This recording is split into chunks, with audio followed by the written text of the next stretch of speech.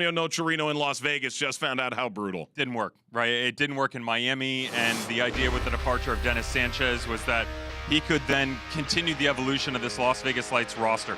The problem was, Mike, is there wasn't an evolution. I would actually say they backtracked. This is still a quality roster that, to me, is lacking identity.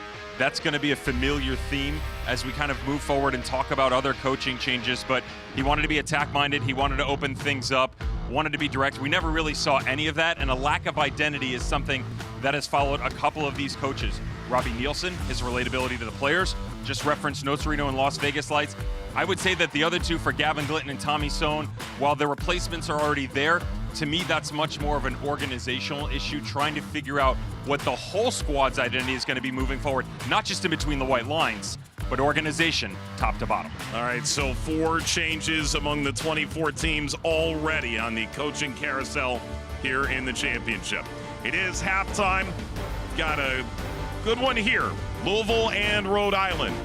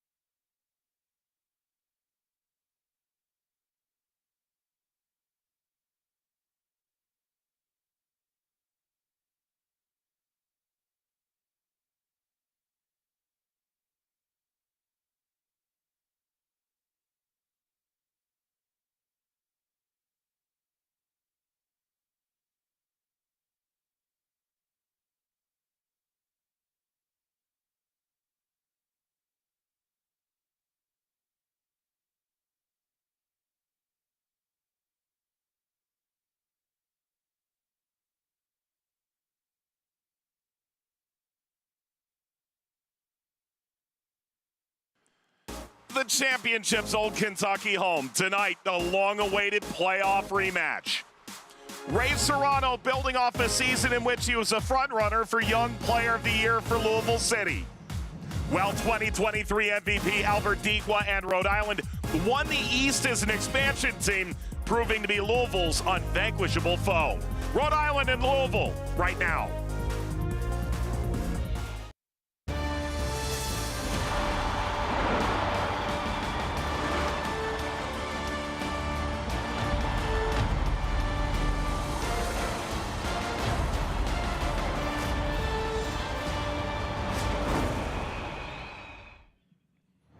It is the game of the week in the USL Championship. ESPN presents Louisville City at home, Lynn Family Stadium, taking on Rhode Island FC. Should be a good, healthy crowd here tonight. Gorgeous evening as we take a look at the Eastern Conference standings. Louisville has climbed back to the top, reigning Shield winner, tied with Charleston on 25 points, while Rhode Island, right at the playoff line, won the Eastern Conference last year. And good evening, everyone. Joined by Devin Kerr, Mike Watts on hand. And this is a Eastern Conference semifinal rematch, Devin. The reality is it feels pretty familiar, doesn't it? Groundhog Day once again in the USL Championship. Blue City atop the East, setting records left and right, and Rhode Island just kind of hanging around. But they got to get it into gear and quickly. This Players' Shield race and the Eastern Conference is really starting to heat up. No doubt. Now, if you're Louisville, they set their points record, their goals record. How do they get better? How about we go ahead of the curve? So in the offseason for Louisville City, you started with one major thing. You had to retain the services of 16 players on your roster. Check that box. But the most important thing, Mike, was changing the identity. The idea that, great, stats mean nothing, records mean nothing if you can't put another title on the mantle. And that's exactly what this team was looking to do. Coming off the second best performance in the history of the regular season on the attacking side, it's defense first. The pressing patterns have changed. The personnel understand their roles on the defensive front much better, to the tune that this just isn't about leaving goals out of the back of the net. They still create balance on the attacking side and have gone 11 games unbeaten to start the year. That's an organization record and tied for 6th best in championship history to start a season. Only 2 defeats all season long, one in the Jägermeister Cup, the other in the U.S. Open Cup. Conversely, for Rhode Island, they started slowly last year too, so no one's all that concerned, but the offense has struggled. Don't hit the panic button. The roster is actually better. They've dealt with a fair share of injuries, rotation of players. They just haven't picked up the same sort of gelling process that we saw at the tail end of 2024 that got them to Eastern Conference title and the final. But this is going to be about how effective can you be when it matters most, because right now their back is up against it. They're sitting right there on the playoff line, Mike. Attacking wise, they have created. They've gotten everything they want out of their identity. What they haven't gotten is goals. That's the biggest difference from the team that we saw in 2024, though I would be quick to add, this team is 2 points ahead of the pace of the squad that made it to the championship game last year. And they got to that championship game by virtue of a win in the Eastern Conference final over Charleston, and the semifinal right here in Louisville, a 3-0 Rhode Island win that left Louisville shocked back on November 9th. Here they are again, Louisville and Rhode Island, next on ESPN2.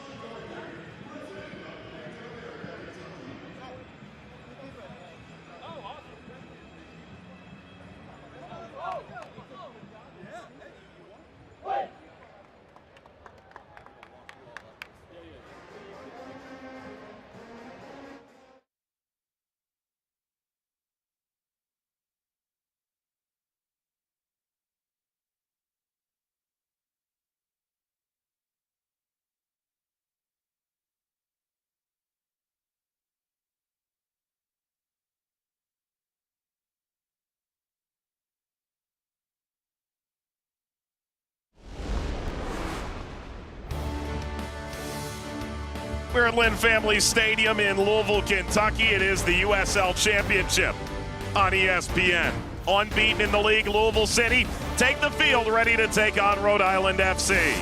Take a look at the starting 11. 2 changes for Danny Cruz tonight. Those changes are about physicality within the midfield and size for Kev Lambert coming in, and some rotation up front to keep this team healthy, who has definitely battled the injury bug, though finally getting some personnel back. An aggressive back line. I talked in the open mic about defensively, they changed some of their pressing patterns. This is the most aggressive I've ever seen a back three for Louisville City. It allows this midfield to hunt a little bit higher. They do become exposed at times, but transitionally much better on the defensive front. Phil Goodrum starting to hit form.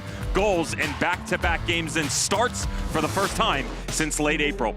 Rhode Island and Cano Smith, the idea that they weren't going to rotate, all of a sudden a couple of players have come into the mix we didn't necessarily expect. Karifa Yao onto the back line. I see this as a 3. Reason being the success in previous games against Louisville City and the personnel specifically. Nodarse, Grant Stoneman. This allows Aldair Sanchez, who's been very good for them to start the year on the left flank, to get high. Amos Shapiro-Thompson, Joey Brito to invert. They need to overload in the midfield to prohibit Lou City in their overall build. Cannot let them transition. More looks for Dikwa up high. And there is Albert Dikwa, 20 goals, led the league MVP in 2023 in Pittsburgh. Ray Serrano leading the Louisville City attack to this stage. A side that has Philip Goodrum up front yet again, and Cameron Lancaster back in town. Take a look at tonight's referee, Elton Garcia. And this should be a fun one. Louisville City felt like they got bullied by Rhode Island. Their words, not mine. In both their home matches, they have rebinded the net. That's why I always keep a zip tie handy.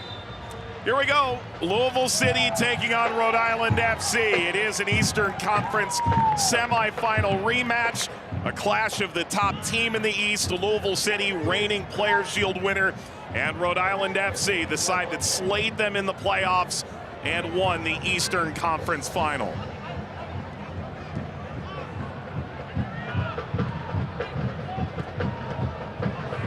Ball ricochets away. Amos Shapiro-Thompson. Here's Kyle Adams.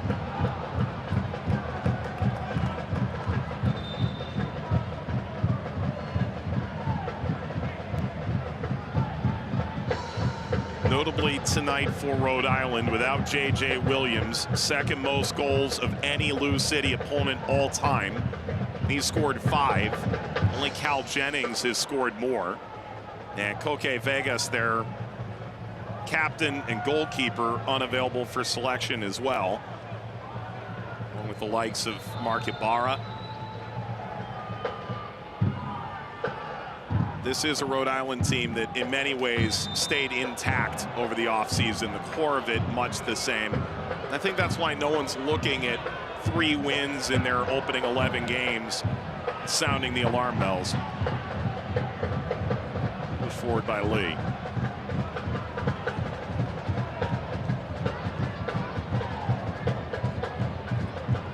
Of Adams. Rio Holt gun.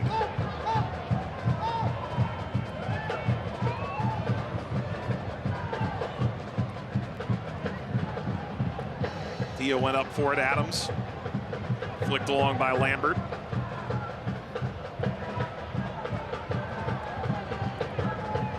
Danny Cruz, 35 years young. It's his 5th year at the helm for the club. Signed a multi-year extension in December, Devin. He said, these are the people who believed in me. And yes, they won the Shield, but they still don't have that elusive 3rd star. He said, there's unfinished business here in Louisville. I would also take it a step further and say that from a business standpoint, it's a smart move by Louisville City to make sure that if a suitor comes calling for him in the offseason, they have the ability to bargain a little bit better than if he was coming into a free agent role.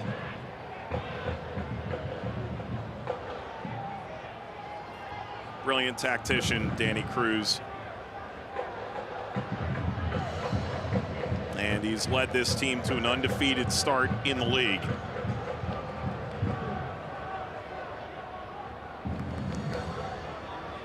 It is a free kick here for Rhode Island.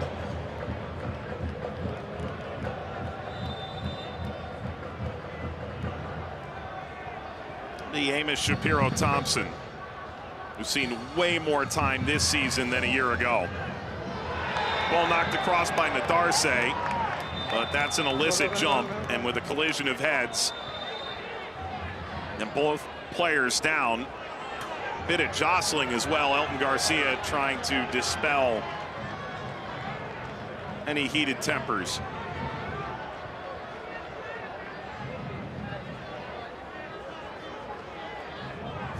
Certainly didn't feel like, from our vantage point, there was any animosity on this challenge overall. Just two players drifting to the backside, absolutely trying to make a move on the ball, and you can't fault Kev Lambert. Loses him into a bit of a blind spot, and if you're Nadarse, he actually does a really good job of trying to attack it head on, no pun intended. Unfortunately, the contact that is created is certainly troublesome in nature just a couple of minutes in. Notice the response, by the way, from both teams.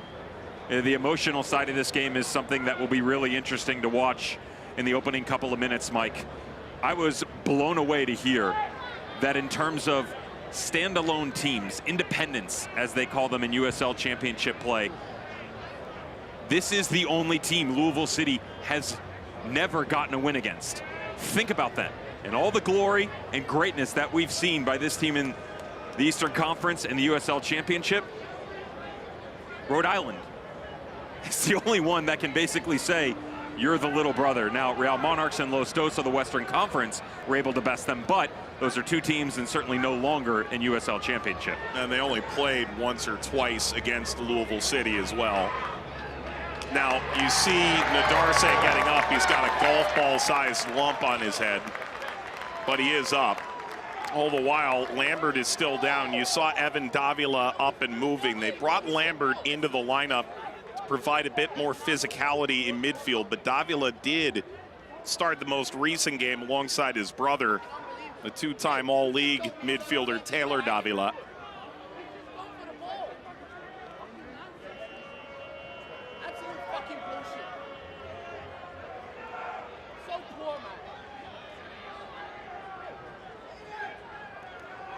So Nadarse walks away from this after an elongated conversation, and Lambert still being attended to. There's Cano Smith, Bermudian star, 32 caps, best known as a player for his time in the U.S. at New England Revolution. An assistant to Tom Sermani in Orlando, then to Birmingham for better part of 4 years with Tommy Sohn, the inaugural head coach for Rhode Island. Nadarse was shown yellow for that. And that's rather important, isn't it? I'm a little bit surprised by this, to be honest, Mike. Again, just watch the way that he's backtracking here. That's not a yellow card. No. That is a coming of two players together. Neither one is at fault. And it's very interesting that the referee decides to pull any card in this situation. That's just two players trying to make a move on the ball, and unfortunately coming up short and physically a little bit more demanding in nature. That's the argument on the sideline from Cano Smith. I side with him. Sometimes things just happen, and that's how that played out in that situation. Hard to believe the referee disagrees here. 9 yellows and a red a season ago for Nadarse. That's his third yellow. He has been sent off once this year as well, and he's going to have to play 85 minutes or so on a card as a result. You can see Cano Smith, and I think we heard him pretty clearly a moment ago, offer his thoughts to the fourth official, but he's having that out now with the referee. This is a concussion substitute, or a substitute by nature of head injury.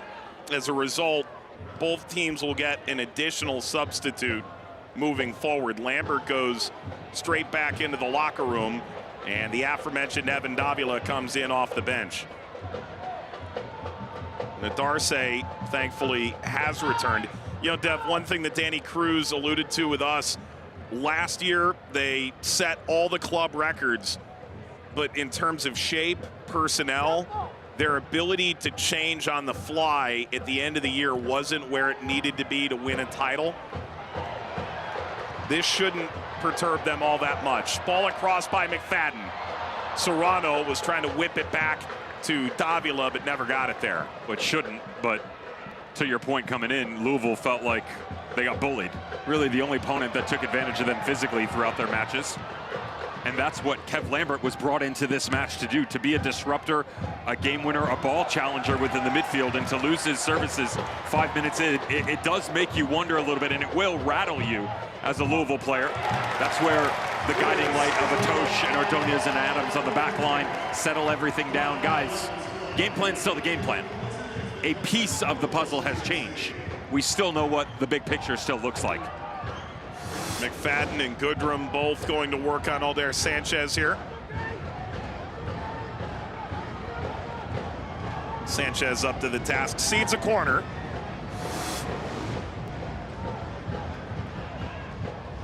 Popped high, taken out of the air. Perez would have been offside, was offside from McFadden.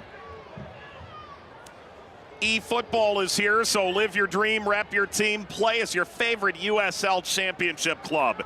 eFootball is free to play, so download now.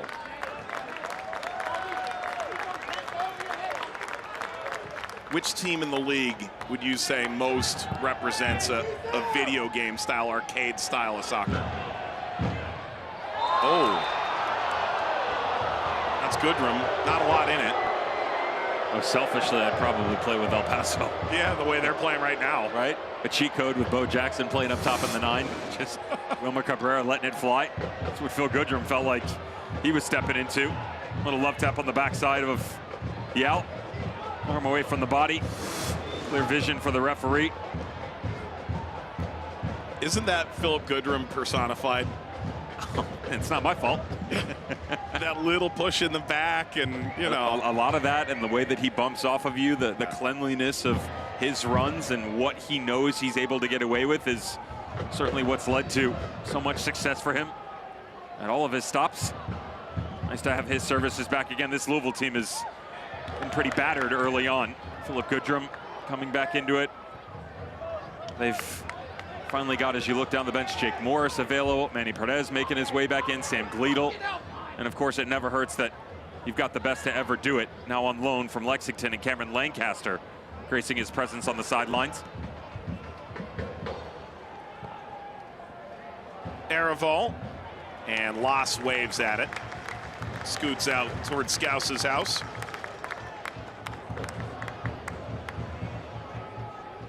Dev, let's talk about Damian Loss here for a moment. Comes in from Austin last year. They saw the steps. He saw his loan end over the offseason. Austin extended him through 26, option for 27. What do you make of the young goalkeeper? Well, I would say, number one, there was always talent there, right? Austin knew it as they continued to cultivate him through the academy level and bumped him into the 2 team. Louisville recognizes it going into last year. There are growing pains that they've gone through, still to be had. Though, to me, that was one of the most important pieces they were able to go pick up. And our conversation with Danny Cruz, he said, listen, I had contingency plans that ran about 4 players deep. Goodrum sending service. Nodded down to Davila. And back to Tosh. But ultimately, they got their man. So McFadden curls across. Header back Serrano. Navigates free. Evan Davila spins back inside. And out to Tosh. Couple options percolating. Tosh caught between 2 minds. Adams. Ball ricochets off of Holstead now. And just to cap it for Damian Loss, you had to retain his services. You also knew that if you're a player and the Austin organization, you want him to get first-team minutes, top-tier minutes, to continue to push the threshold of what he is capable of. And, you know, we can get into where he's made mistakes, how he's trying to get better as a goalkeeper later on throughout the match. But most importantly, it's getting reps, and reps at the highest level available to him, which right now is one of the best in the league in Louisville City in the Eastern Conference. With Brad Stuver in Austin, there just hasn't been a lot of room for him. Louisville City, over the last few years, has seen a cavalcade of goalkeepers step into the role. Garcia with an oopsie.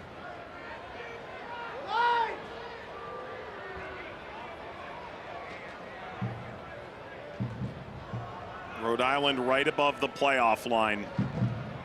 Mentioned the injuries. They opened a fantastic venue, one that rivals Lynn Family Stadium at the very top of the league. Bad giveaway by the goalkeeper, but ultimately Lee spared his blushes as Serrano airmails.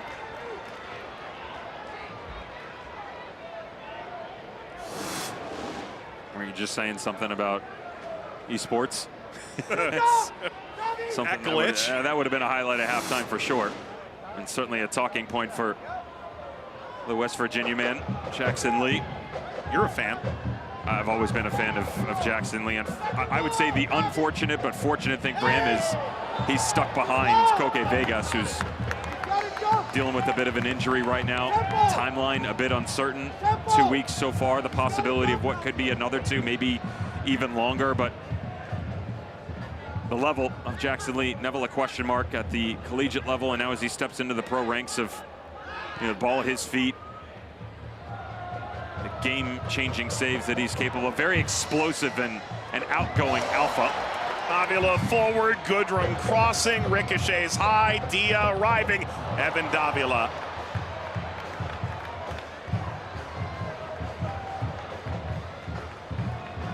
Trial after trial after trial. 23 years old from Sherman Oaks, California. His brother comes to Louisville. Evan's come in and done the job quite well. More so this year. Doesn't draw the start tonight, but his 13th appearance and coming in inside 10 minutes due to the injury to Kev Lambert. Dikwa trying to spin off Adams. Arturo Ordonez sends it away. It's a hefty challenge from Karifa Yao.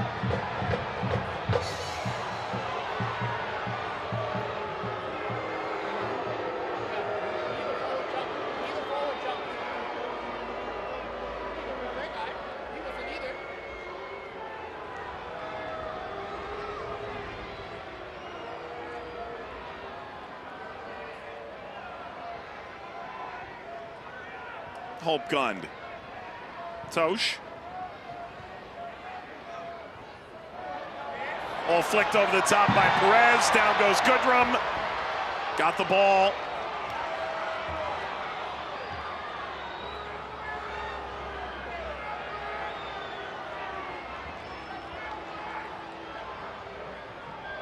And the flag had gone up as well. I think the takeaway with Philip Goodrum, he is such a good defender, so nasty to play against, that perhaps that's inhibited the offensive output early in the season.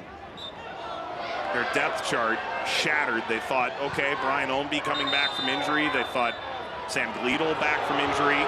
This is a yellow card for inhibiting the restart.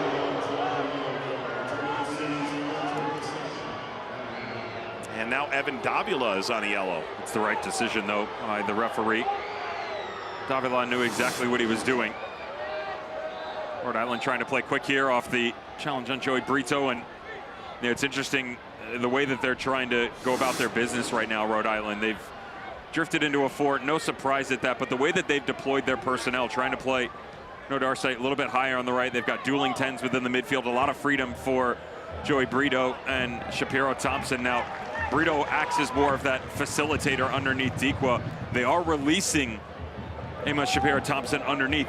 I'm just a bit surprised, and the reason I say that is you've got 3 out-and-out center backs on the field right now in Nodarse, Stoneman, and Yao. They used Nodarse high on the right last year, though primarily operating out of a 3. Hope Gunn, left-sided player that can play marking back, which is where they're trying to deploy him. They have done so this year, just not in this manner. This is a new grouping for them defensively, and a couple of comments so far on this back line of guys trying to keep up with their level of communication.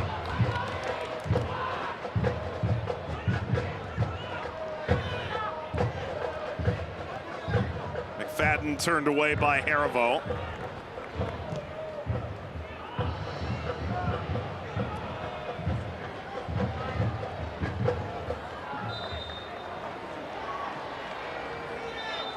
idea offside.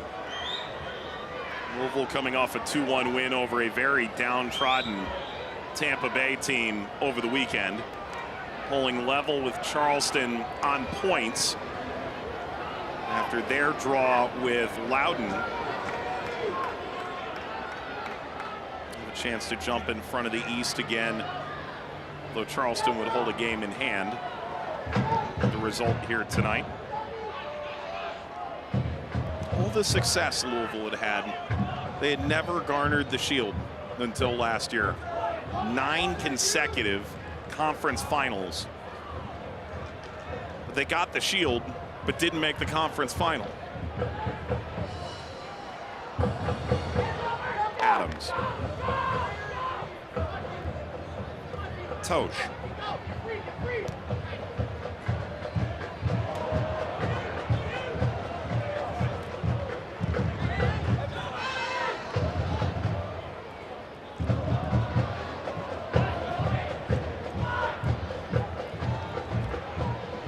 Goodrum. That's out from Yao. Corner. The USL on ESPN2 gives us a Western Conference match. Lexington and last season's championship winner Colorado Springs Switchbacks. Friday, June 20th, 7 p.m. Eastern, right here on ESPN2. Both those teams could use a win. Corner for Louisville City. Skims through to the other side. Here's Perez. Jostling by Yao. Service again. Aiden McFadden. And Louisville City runs in front of Rhode Island.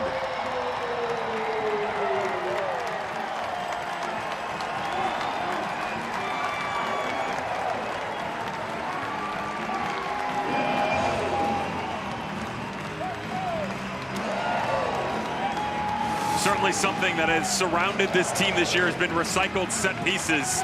Rhode Island do a good job of winning the initial one. They don't clear the lines, don't do a good job of getting pressure out there quick enough. And then great job by Perez to keep this thing alive. Notice how he gets Yao to bite on the first one.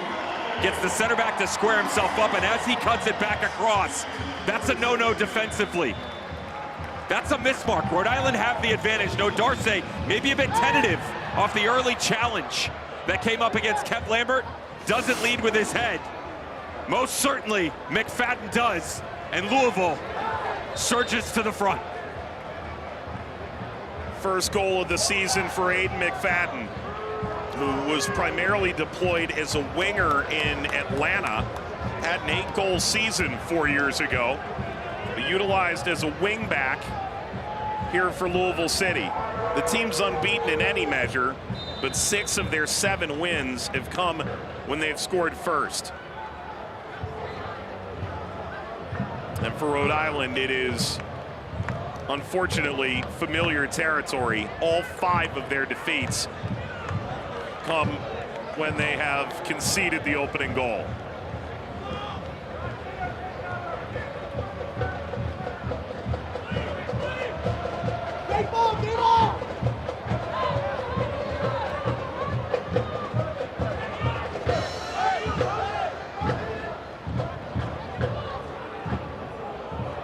Misplayed. Brito. Aravo. Evan Davila, shoulder to shoulder, took it to the line.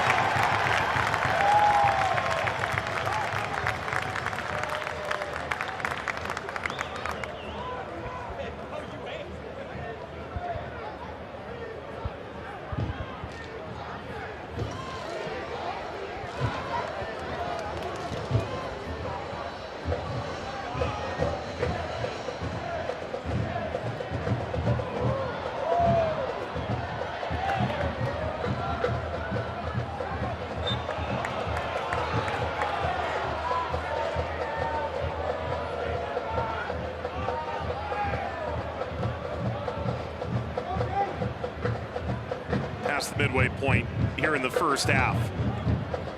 Rhode Island has felt really good about how they've progressed into the final third. Last step, finding the goals.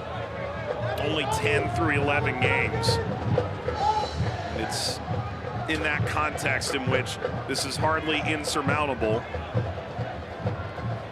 but a painful start nonetheless.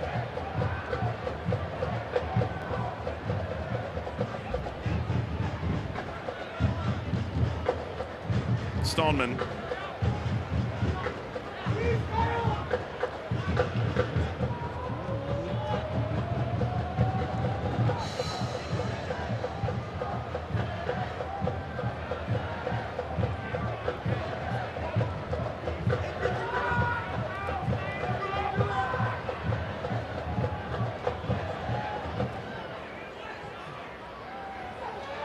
Who's going to blink?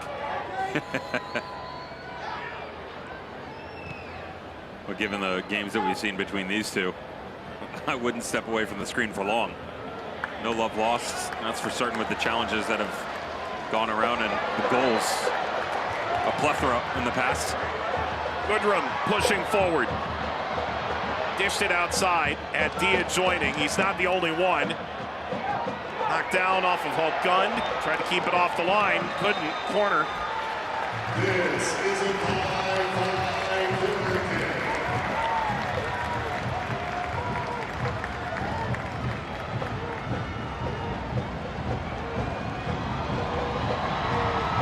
Ray Serrano's really taken to this town, hasn't he? And the town's really taken to Ray Serrano.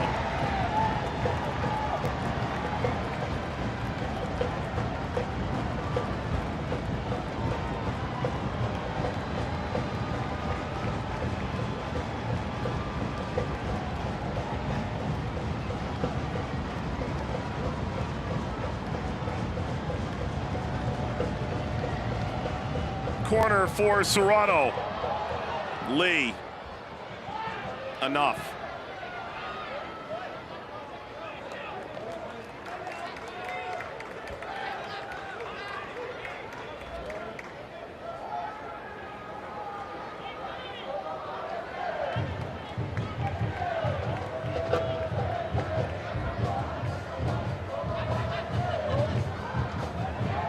Tosh. Sanchez. Retained by Davila. If only for a moment, Brito rips it away. Angles upfield and met from behind by Perez.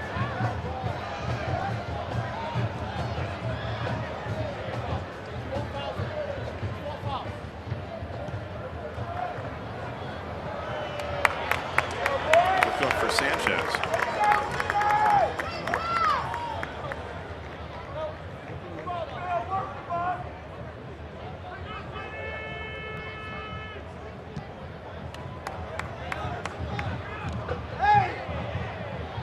Yao into the back of Goodrum, who controlled it back to Serrano. Amadou Dia lofting forward, header back to Lee.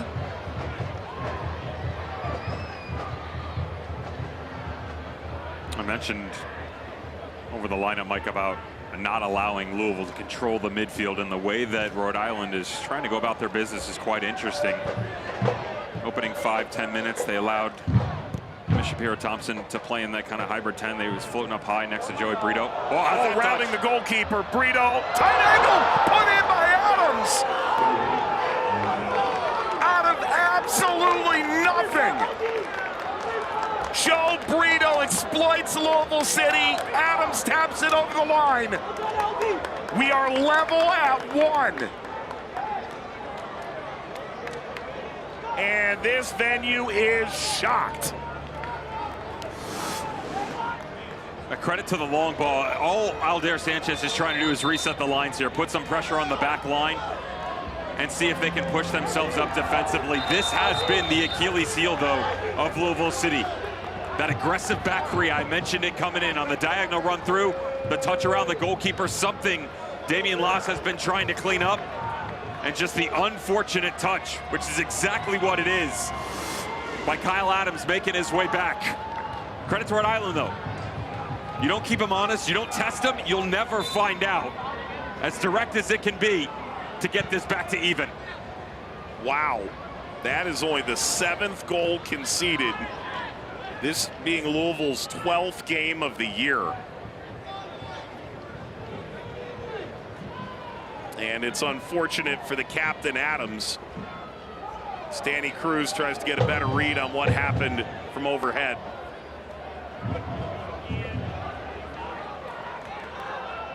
Even Cano Smith said it was a 5-2 Rhode Island win. They had come off a 2-0 defeat to Memphis, or rather a 2-2 draw. They led 2-0. They felt like it was a loss. It was a 2-2 draw in the end. And said, are we going to be scared going to Louisville? Or are we going to go prove we can play with them? And they went in 2-0 at halftime ahead of Louisville City on the road. And this is when they only had one win past the 10-game mark last year. Changed the entire point of their season to that stage. And yet he acknowledged we very easily could have been down 3 at halftime. The chances that Louisville City had. The soccer gods were in their favor that day. That deity ultimately ushered them all the way to the championship final in November. Where I was going with that too was talking about Shapiro Thompson in the midfield, right? Sitting deep in that 6. They've almost employed this into kind of this diamond shape that's wandering a little bit. They've given up a lot of the width of the field. That's quite aggressive given this team thrives down in the channels, Lou City. McFadden serving. Dia went for it. Holstead.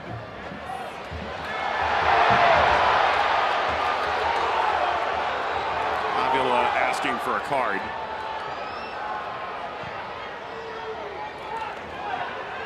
Quick to McFadden. McFadden angles the cross. Skewed into the air. Lee came out, bobbled it. Play on.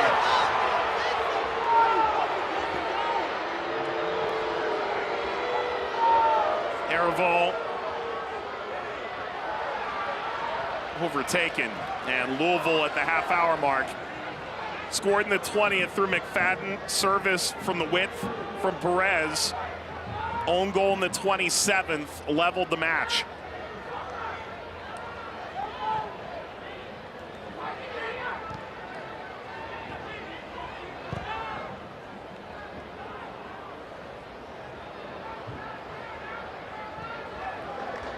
Serrano, hospital ball into Brito.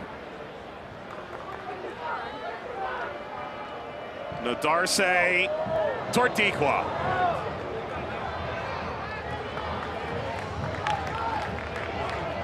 Yeah, but most importantly for Rhode Island, that's twice now, Mike, including the goal in the last 3 minutes where you've created clear separation on the back line. They have to absorb pressure on one end, but as they come the other way, the ball that gets put into the box, watch the amount of space that they get. Kyle Adams has to push himself out. Now all of a sudden, you give Albertico a real opportunity with open space to go and attack atop the 6. Something that I would argue that although overall chance creation has been there, Mike, even quality at times, I don't think they've done a good enough job of getting quality chances in front of Albertico, which is the biggest issue. A guy, 20 goals 2 seasons ago, has always dealt with the injury bug. But through 10 matches this year, just 1 to his name. You got to feed him. Had 11 last year, but getting him and J.J. Williams scoring at the same time was elusive until the playoffs. Nodded away from the aforementioned Diqua.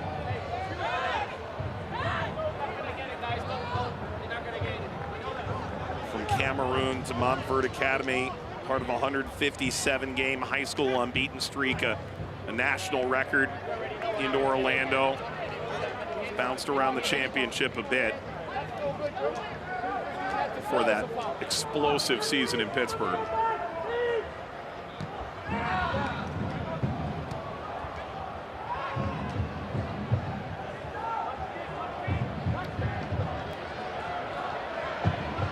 Serrano. Up for Goodrum. Good first touch. Knocked it back across, and Lee dives on the grenade. I didn't necessarily think that Serrano needed to go for the highlight reel. Thought he had the short ball just in front of him, and well done by Grant Stoneman. How's that? For a center back closing down space. Really difficult ball for him to handle and to be able to get A bit of pressure. One of the most lethal in the USL Championship. Good defending.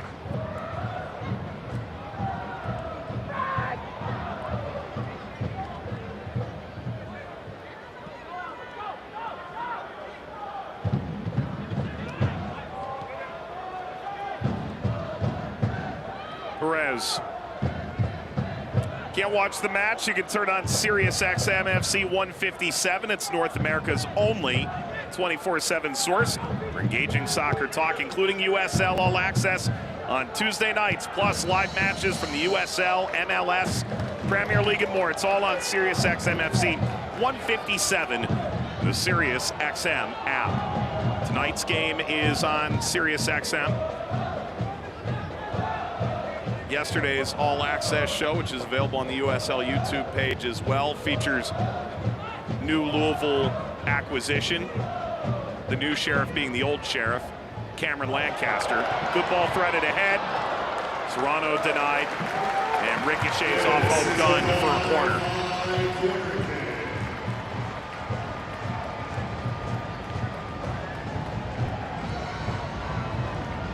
I can't believe we'd never had Cam Lancaster on that show. I'm shocked he agreed to come on. That's a whole different kettle of fish.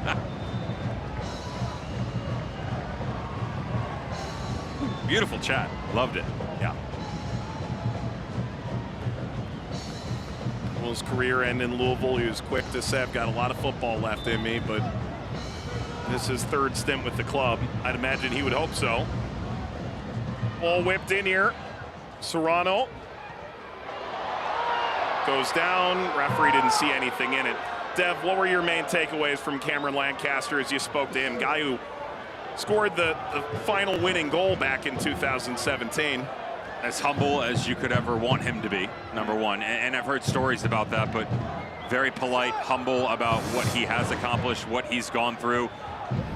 You know, the idea of what he still has to offer, game-changing moments, like the goal in the 2017 USL final, courtesy of, by the way, Speedy Williams, a guy who he put on his Mount Rushmore of the championship. More so, Mike, I think his role and how he's willing to change things now, that he wants to be a different guy in the locker room, understanding that tactically this is a very different system and identity of a squad that he was used to in the past, and certainly the one that he left in 2023. But he's willing to embrace that. That's not easy. That whole idea of can't teach an old dog new tricks. I felt like he's right there sitting, waiting, wanting. Danny Cruz saying he's beating down the door to get more information and tape on what this looks like going forward. Here's McFadden. Slipped ahead to Davila. Karen back. Daravo. That's a foul. If you give him Musa Muffin, he's going to want another yellow card. Equal won't win that argument. For what it's worth, Lancaster coming in from Lexington, Danny Cruz did say, had a 45-minute Zoom meeting with him about where the culture is in the team, what the expectations are in and out of possession. With all the injuries up front, he said we needed a guy we knew could score goals. Cam can do that. And there is Lancaster in the background, which is an ode to an iffy call of a championship-winning goal. They had to pull that out of the archives, I would imagine. Good thing they didn't keep that guy around. Yeah.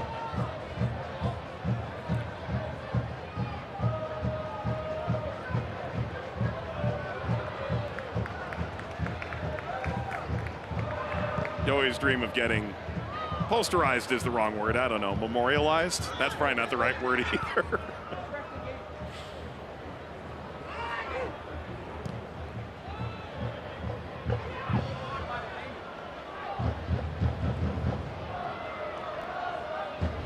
Ball back here to Yao.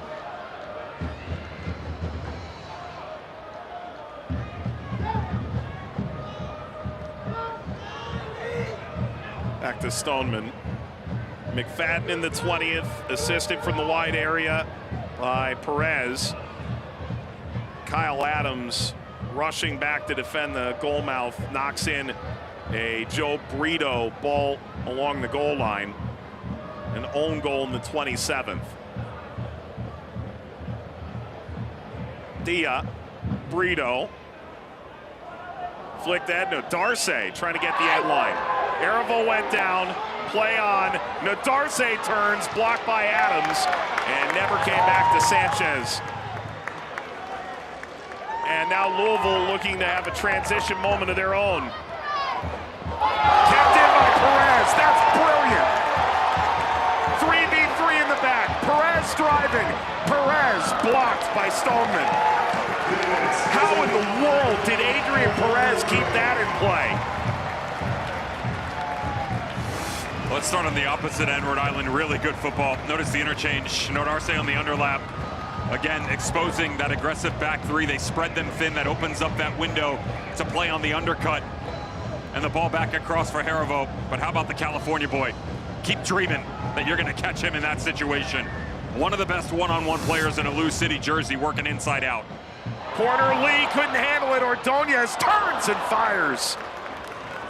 High into the Estopanol end. This is certainly going to be a talking point at halftime for Cano Smith. The overall marking on set pieces and the secondary chances that are coming out of it, Mike. That's the third time overall we've seen Lou City get a really good look from a restart, including the opening goal in the 20th minute in what has been a very vocal performance. Though don't totally disagree on the sideline with Cano Smith. He picks up a yellow card, dissent. He has been in the ear of the fourth official since the get-go. Already got enough advantage. That is one comment too many. We were told that he had received a reprimand verbally previous, and now Cano Smith is in the book. Joins Evan Davila and Frank Nadarce on caution.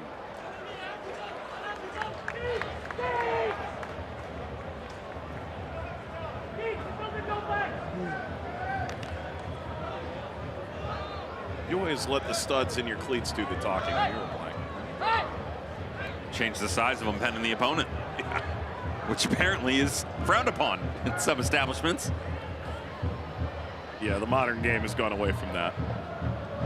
Nice interchange. Davila slips ahead. Amadou Dia was offside. Second time that the Louisville left wingback has run amok with the offside flag.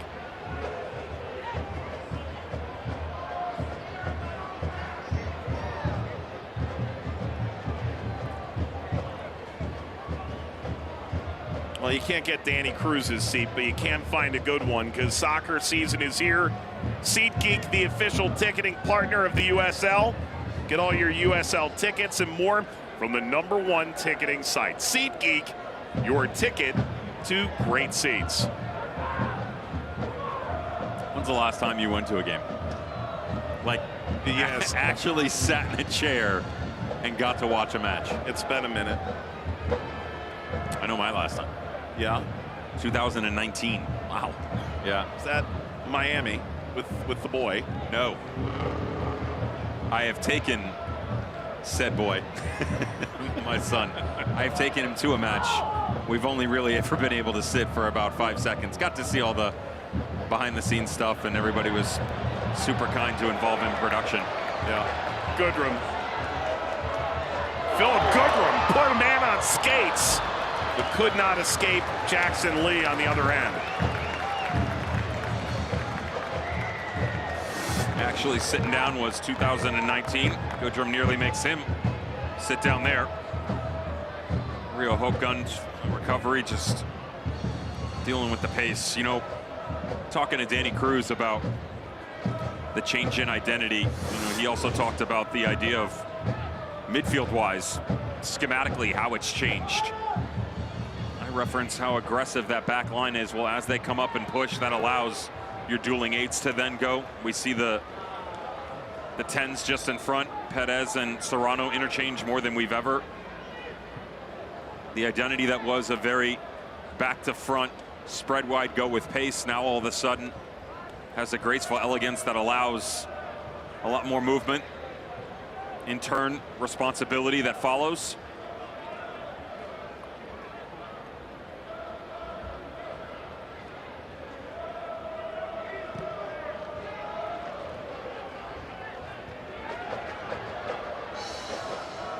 Harivo. Tosh climbing over Dequa.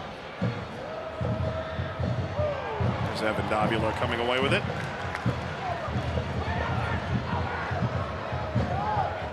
Tosh.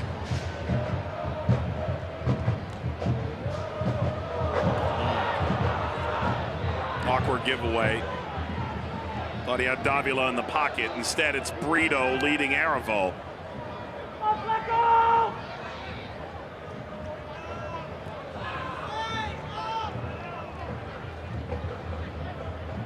Stoneman.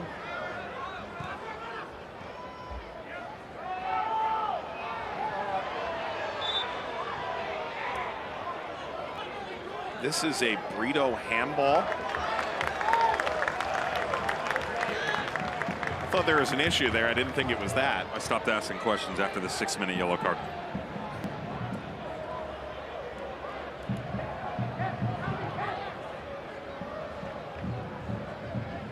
You're on Pro's most wanted list, I know it. Just trying to make their Christmas list. Sanchez.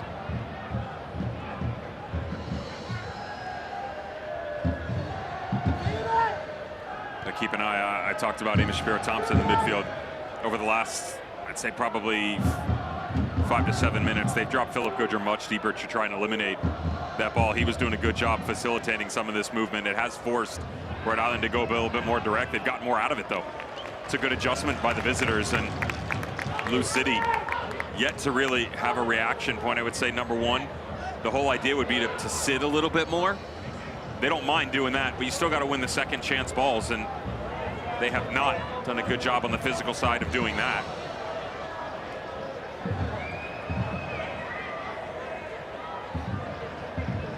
The clock is stopped at 45. Into stoppage time here in Louisville. 5 added minutes, mostly due to the injury. Saw Kev Lambert out of the game. Lobbed into the area, Tosh went up.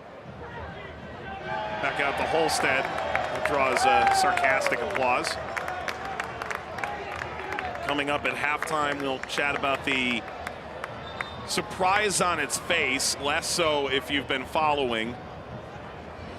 Sacking of Las Vegas head coach Antonio Nocerino, the 4th coach to be relieved of his duties this season.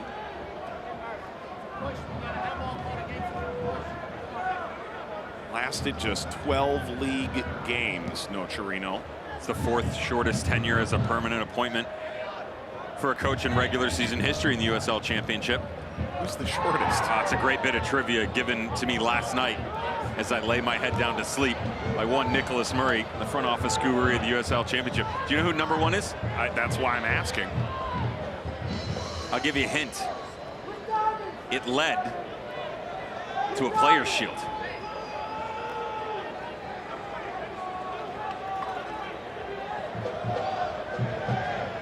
I got you. We don't want dead air. Mike Petke, who comes into the Monarchs, gets promoted to RSL, thus starts the generational lore that is the Mark Briggs era. Now currently employed by Birmingham Legion, but they won 2017. Wow. Real Monarchs. It's a good one.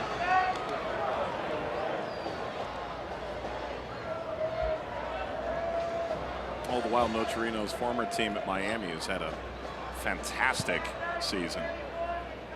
To be fair, relative to last year, that's a low bar. Free kick here for Jackson Lee. Rhode Island was the 3rd leading scoring team in the league a year ago. They are tied for 3rd least goals in the conference this year. Header from Tosh. They've got an own goal to their credit tonight. And yet again, they've been up for the fight against a rarity, a team that Louisville is, to this point, unable to vanquish. It's a push from Perez.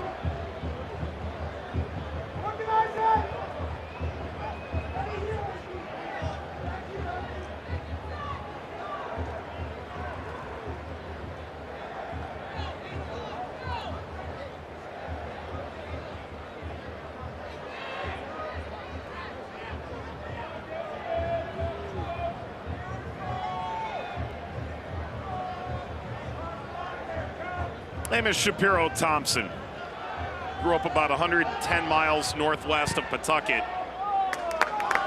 Rhode Island's new home. Back to Arevalo. There's Loss. 100 ticks to go.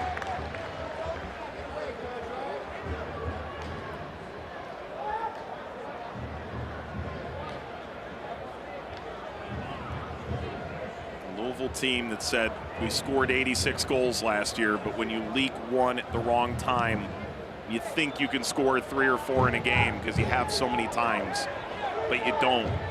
Their season is over. A renewed focus on the defensive end that served them so well to this point. Largely seen it up to task tonight. That's going to bounce through, but Arevalo met by Ordonez. Adams.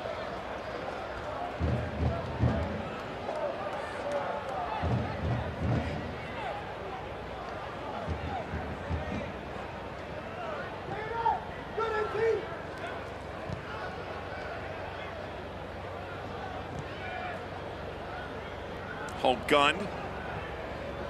Holstead, but Adams got there first. Has Brito not touched every blade of grass tonight? Into Holstead. Service whacked across. Diving effort back by Ordonez.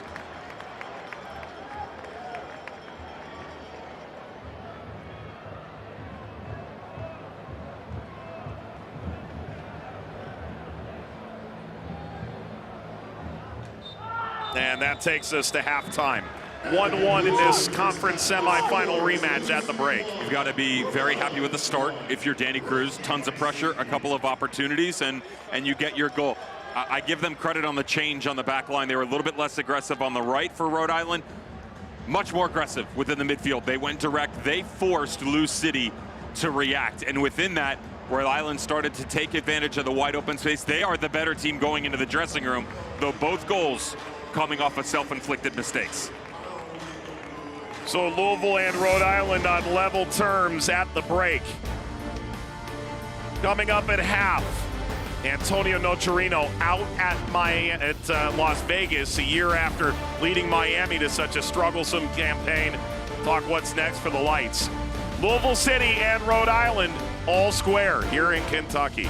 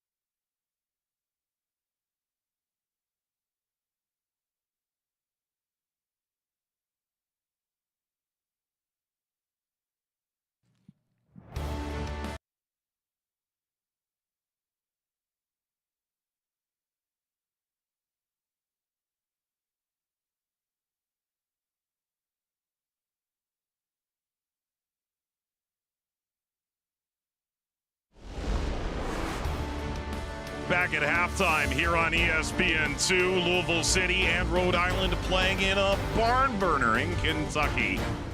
As we welcome you into the booth, everyone. Mike Watts, Devin Kerr, and make no mistake, the big news of the last couple weeks has been changes among the coaching ranks. It is a brutal profession. Antonio Nocerino in Las Vegas just found out how brutal. Didn't work, right? It didn't work in Miami, and the idea with the departure of Dennis Sanchez was that he could then continue the evolution of this Las Vegas Lights roster. The problem was, Mike, is there wasn't an evolution. I would actually say they backtracked. This is still a quality roster that, to me, is lacking identity.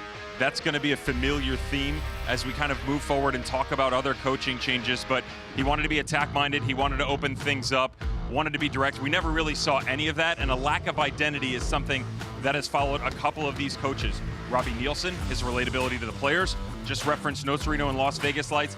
I would say that the other two, for Gavin Glitton and Tommy Sohn, while their replacements are already there, to me that's much more of an organizational issue, trying to figure out what the whole squad's identity is going to be moving forward, not just in between the white lines, but organization top to bottom. All right, so 4 changes among the 24 teams already on the coaching carousel here in the championship.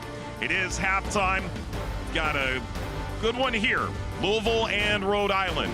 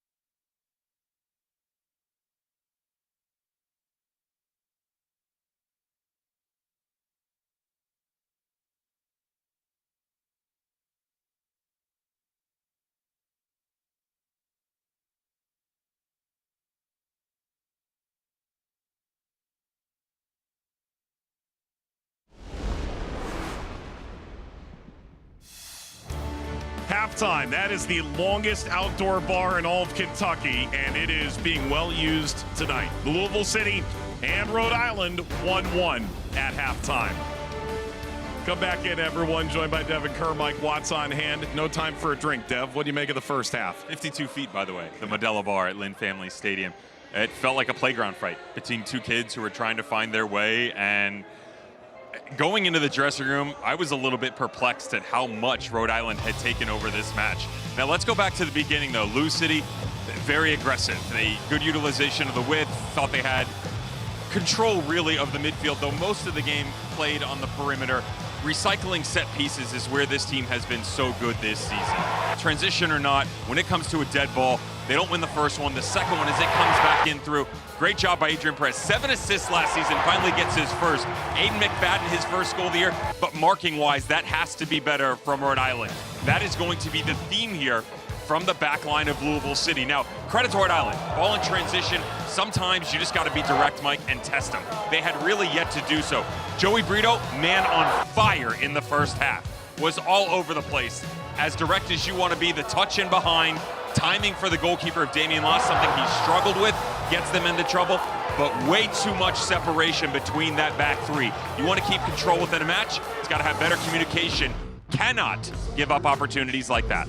And Rhode Island without a shot on target to this point. Their only goal, that own goal that came off of Adams. Meanwhile, Louisville, 9 shots, they put 2 on frame, and we're level. How many times in the last 10 minutes, I would add, did you see Rhode Island, the aggressor? Danny Cruz talked about being bullied in the previous 3 matches.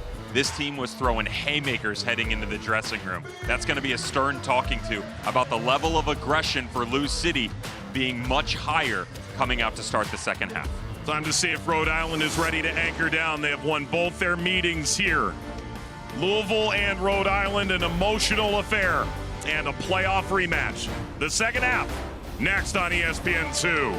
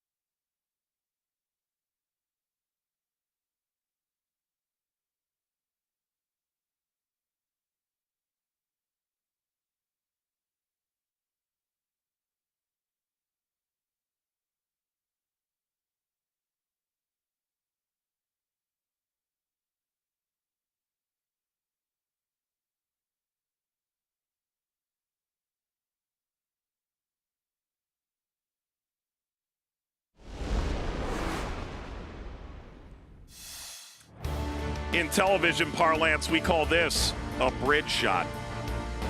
Louisville City and Rhode Island 1-1 at the break at Lynn Family Stadium in Kentucky, opened 5 years ago and still crown jewel stadium of the championship. Mike Watts, Devin Kerr. This was the home to the Eastern Conference semifinal last year. Louisville, the #1 seed, and the only team that beat them in the regular season at home was the team that knocked them out. J.J. Williams, 2 goals, including the first one here in the 9th minute. Another in the 78th, equal 90+1, and out goes Lou City. I'm sure Cano Smith would love to go back to the efficiency of which this attack was operating with at that point in time. This was a run, Mike, that not only saw the drubbing of Lou City, but their movement by Rhode Island into the final, falling just short against Colorado Springs. It was 9 games unbeaten, 25 goals for, and a +18 goal differential. They ran into Jairo Henriquez and an in-form switchbacks team. Reigning Eastern Conference champion, try and continue a flurry of punches that concluded the first half. Rhode Island 1, Louisville 1, on to the second half tonight. Louisville attacking right to left in the purple. Here's Serrano, slips it ahead. Perez, top the 6, high to Evan Davila. He was the lone substitute in the first half due to an injury sustained by Kev Lambert.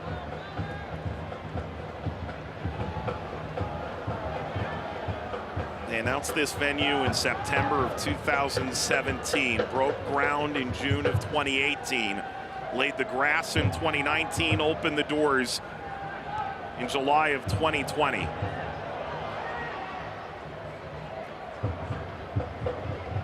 Home to the NWSL's Racing Louisville as well. And then the new Centerville Bank Stadium. You and I get the chance to go there July 19th. El Clamico. I was just going to say, I'm still waiting on the full scouting report of what our itinerary looks like for meals. Expect that on my desk Monday morning. Perez continues. Perez driving. Met by Lee. Serrano came for it. Back to Goodrum. Goodrum finagles, back heels. Serrano spins off Shapiro Thompson. Crossing for Davila. Rito outwitted by Goodrum. Tap back to Tosh. You and I'll have that for CBS July 19th, Hartford and Rhode Island. Gorgeous venue that they've put together there. Perez pushing at Serrano, aiming for Goodrum. Off of Karifa Yao, corner. Good start for the home squad, and if I'm wearing a Lou City jersey right now, find Adrian Perez. He's feeling it. He closed out the first half quite nicely, and his footwork, something that is never going to be questioned. Well done on the right flank. There's Taylor Davila, still only 24 years old, career highs across the board last season. Aravo, first line of defense for Rhode Island.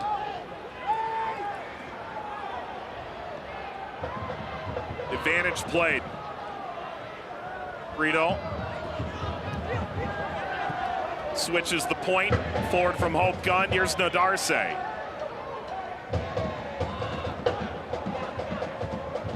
Hope Gunn returns.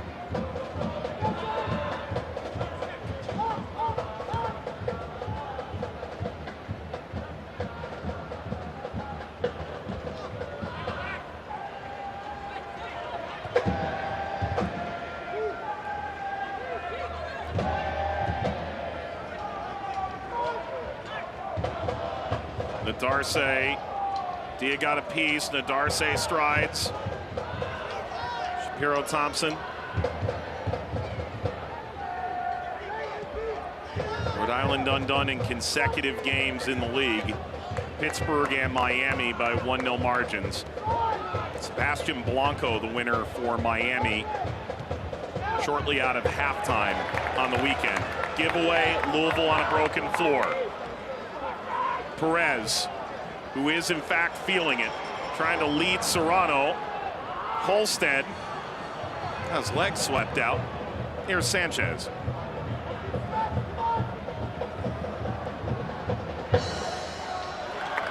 Trying to downshift for Dequa. It's a good idea. Didn't play out.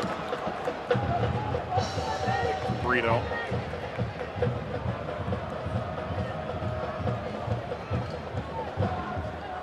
And like one of the things that you lose with the addition of Evan Davila is, as Kev Lambert goes out, physical, yes, the size I understand, but the change in the midfield that we've seen from Lou City, a lot more aggression out of Taylor Davila, playing a little bit higher role.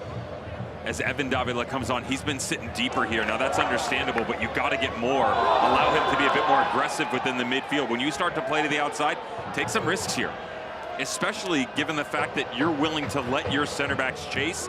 Now it has to be calculated, but the way that they move the ball side to side, you get that midfield to shift for Rhode Island. That will allow Taylor Davila to release more frequently up high into the final third.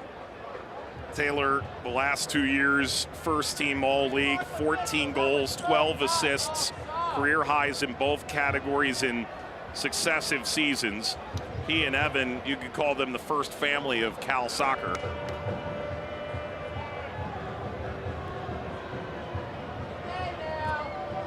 Lead knocked this away. Select, proud to be the official match ball supplier. The USL Championship. From the Academy to the big leagues, Select there every step of the way. Visit us.select-sport.com. The latest Select products, specials, and more. Select. The player's choice.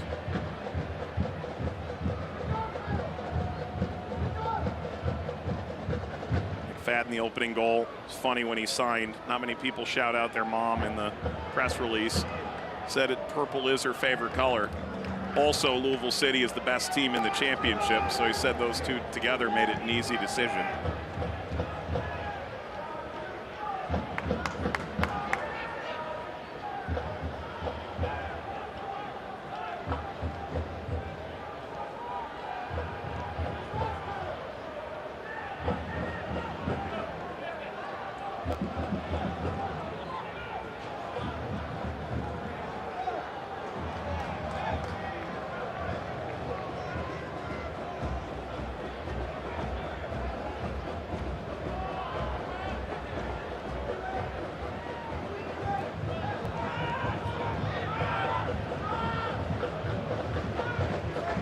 Holstead.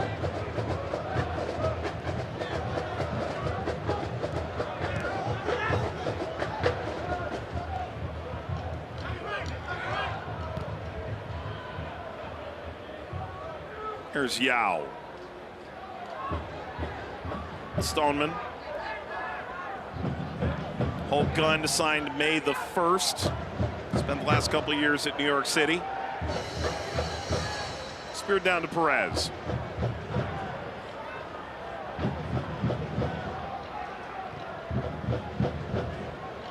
Sanchez got more than he bargained for.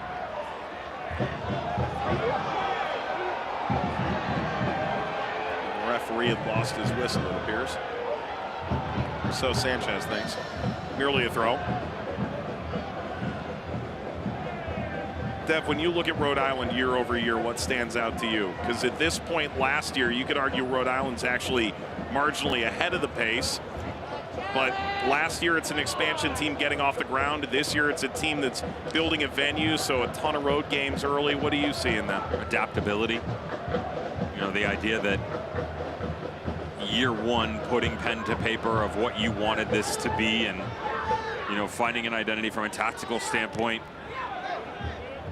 One would argue that the character side of it didn't really show up until that Lou City result. To then the never say die attitude, changing within a game multiple times when necessary. You know, finding ways for, at that point in time, their golden playmaker Noah Fuson to be active on the front line at wing back in one of those dueling 10s, and kind of the same sort of concept right now. I think the idea for Cano Smith is, okay, great, what's next? Because even with the injuries they've sustained and their tactical changes, they are ahead of last year's pace. And from the goalkeeping position off the back line into the midfield, I'd make the argument they're just fine with where they're at. This is now about finding goals. And I would say that in other games, we've seen more activity in the final third than what we saw in the first half against Louisville. They were effective. but they've got to just finish the chances. Same kind of conversation, to be fair, for Lou City on the attacking front. They haven't done a great job in front of goal either. Loss drove it away. Pushed by Tosh.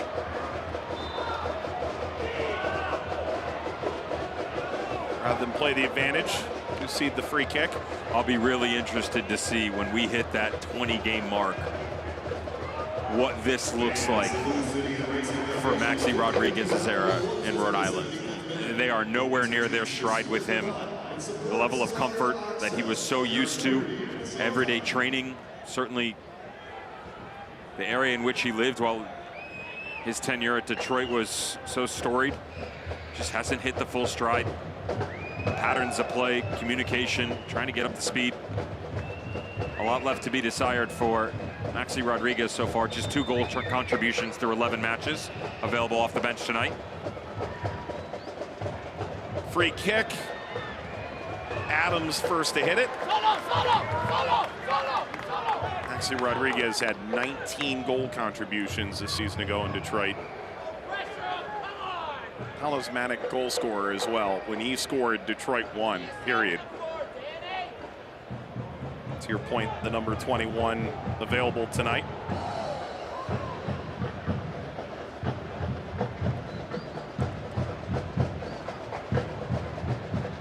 Trying to extend for Dequa. Louisville up to that task, but there's Holstead. Rhode Island heads home on Saturday. North Carolina, Sacramento. Then Jägermeister Cup against Portland Hearts of Pine. Should have a little bit of juice. Maine versus Rhode Island. Beautiful venue that Brett Johnson, the Ipswich owner, and the Rhode Island chairman helped create in Pawtucket. That's a stumble back into the field of play here, and maybe a little bit more for Dequa. The yellow shown to Taylor Davila.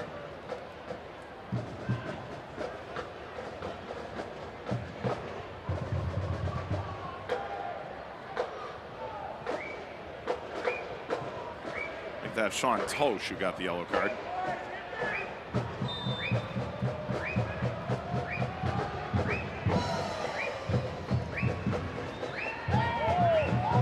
Floated forward, Yao knocks it back across, headers right at Loss.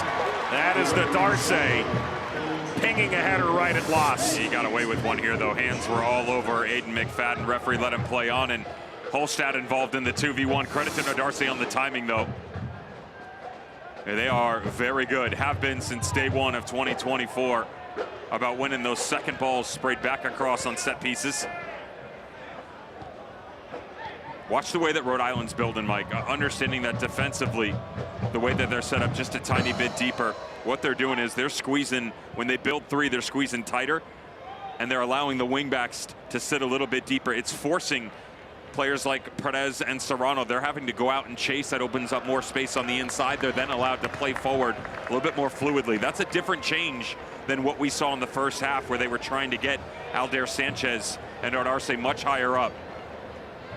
The question is now, if you're Louisville, do you respond by coming up and being more aggressive on the width, the wingbacks, or do you sit back a little bit deeper and chase the game? Gets forked up for Dia. Would have needed a step ladder to get over to Darcy, due respect. And now Dia commits the foul, olaying the opposition. And just so that we're clear, in my mind, you have to sit deeper.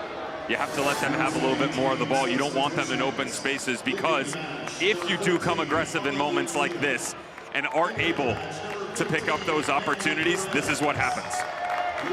A foul in this situation, okay, maybe that's a stretch, but all of the real estate that's available with speed for guys like Brito and Dequa to catch you on the counter. They stay deep, they stay tight, and then you spring into action coming the other way. There comes Sam Gleadle and Manny Perez. End of the night for Philip Goodrum and Amadou Dia. Gleadle has dealt with injuries throughout the season, limited to just 7 games.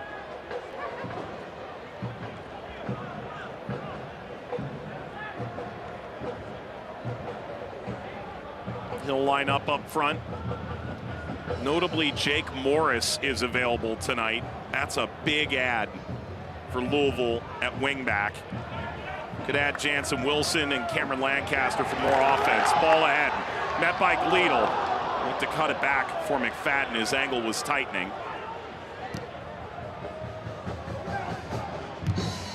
Floated long, Ordonez.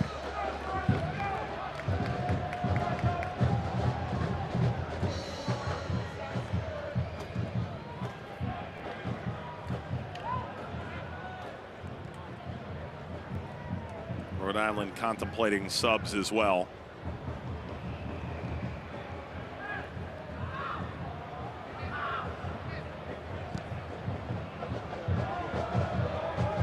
Extending for Dequa. Las.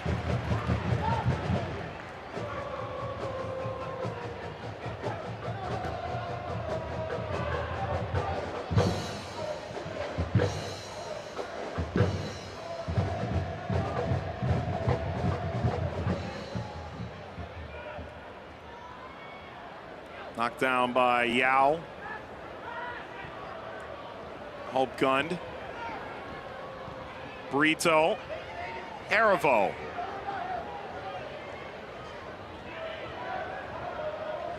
Holstead. Serrano intervenes. And a foul. Push into Manny Perez. Here come changes for Rhode Island. They are really happy to see Jose Quizera back from international duty with Rwanda, as well as Mabika, center back, goes like for like with Karifa Yao. Karifa Yao, one of the injured players we broadly referenced earlier. Mabika, one of the recent acquisitions. That's just about play rotation, trying to get him up to speed. Really clean performance on the night. 93% passing accuracy off of that back line. Didn't really give up much, did he? And also very tempered in his motion. Didn't chase Goodgerm down into the pocket too much. Good job passing him off into the midfield.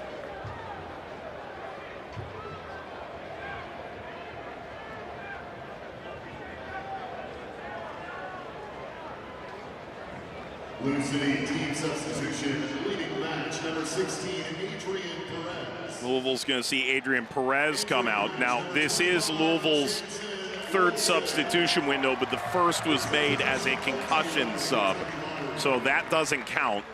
It means they get the sixth sub and the fourth window, but Rhode Island does as well.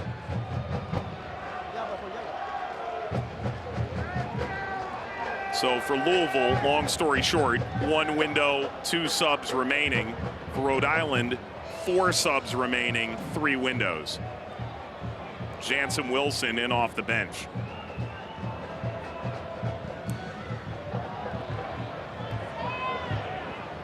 Stoneman circles back, comes over to Holstead. Arivo leads the charge for Rhode Island.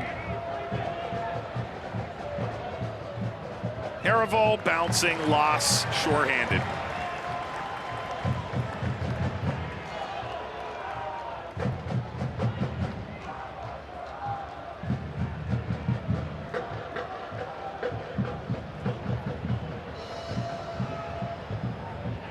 Tosh passing the 20,000 minute mark.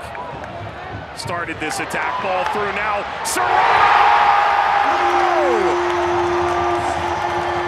Serrano again! His team leading sixth of the year! 2-1 Louisville City!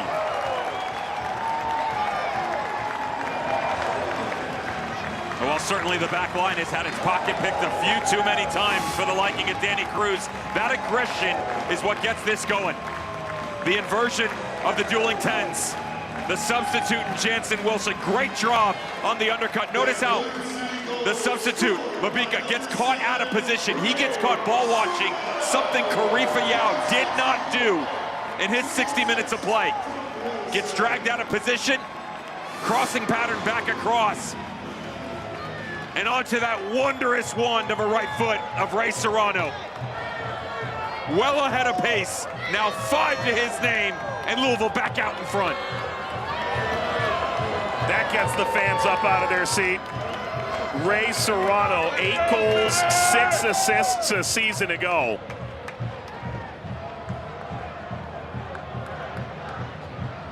Are you making my job easy, Danny Cruz said to Ray Serrano ahead of last season. Not working hard enough in training to put yourself above other players, not performing at a high enough level. He's still so young, only 23. He made his job impossible last year. Unplayable, had to be on the field. And Ray Serrano, one of the best young talents in the championship for a 2nd year running. Adams forces this over the line. Tonight's attendance is 9,183. And for Ray Serrano, really part of that first big step that this organization took in the changeover that saw quickly James O'Connor to John Hackworth to Danny Cruz. He brought in Ray Serrano. He brought in Amadou Dia. You looked at guys like Corbin Bone, right? And Enoch at that time, Musha Galusa, Wilson Harris's first year. The identity of what had been the old guard and the new faces that were to come to Butchertown. It's taken a little bit of time, but certainly paying its dividends for the Washington native. And Danny Cruz was an assistant to John Hackworth, and you and I spoke with John going into 2019 after they won the title. You had players getting into their early mid-30s, right? Guys who've been here forever. Paolo Del Piccolo, Luke Spencer. You've got Niall McCabe, who's still with the team, who's reaching that point now. How do you balance leadership, the culture that you've set, the level of success that you've had? You want to run it back with recognizing that soccer waits for nobody. As Manny Perez watches this ricochet out. So when you begin the generational shift, go ask Costa Rica how that's worked out. Go ask the U.S. national team how that's worked out. It's easier said than done, and Danny Cruz has done it about as well as you could ask. Well, they did last year after a 5th place finish in 23 with those growing pains, was set a club record with 76 points and 86 goals with a plus 43 goal difference. Louisville looking for insurance. Chip to the top. Jansen Wilson.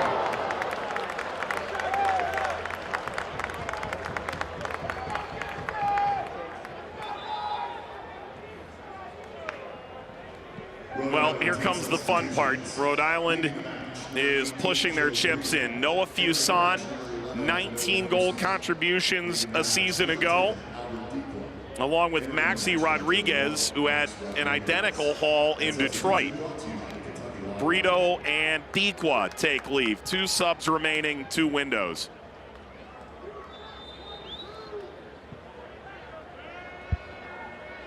And before the goals begin again, we can remind you, you can watch the USL Championship in Spanish on TUDN. It's the nation's leading Spanish language sports network. Select matches available in Spanish throughout the rest of the season. Go to uslchampionship.com for the complete USL TV listings. We'll be back here on ESPN2 Friday night, June the 20th. Colorado Springs and Lexington, as we've got a ton of games coming your way over the next 6 months here on the Worldwide Leader.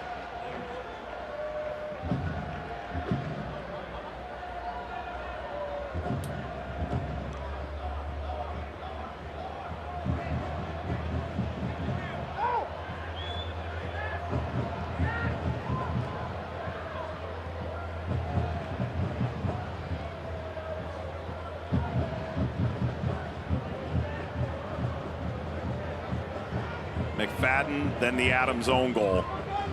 Now the go-ahead for Louisville in the 64th from Ray Serrano. Wiznera. Certainly a very different look for Rhode Island moving forward. I would say that positionally, Lou City is not going to know a lot about this scout. A lot of very centralized players, guys like Rodriguez, Holstad, Haribo, Tucson trying to work off of each other. The whole idea here is you do need a point man, so that's the most important thing for Rhode Island, but also a lot of freedom to operate just in front of that back line. Almost tempting fate a little bit, Mike, to push that aggression of Louisville a little bit higher, playing between the half spaces and make sure that you get those darting runs in behind.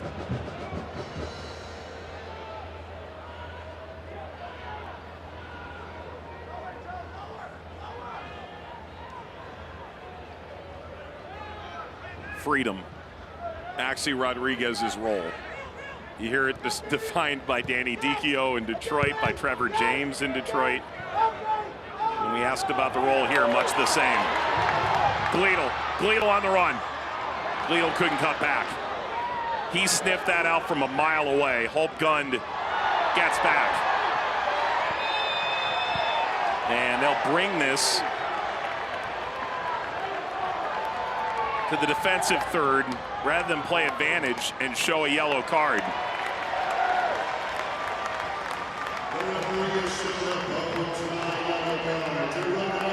It's just after the fact, after Rhode Island successfully eliminates the threat for Lou City coming the other way. When the chase down, just watch the bottom side of your screen as the press starts to come into full effect from McFadden, recognizing that Gleadle coughs this one up. He gets caught up against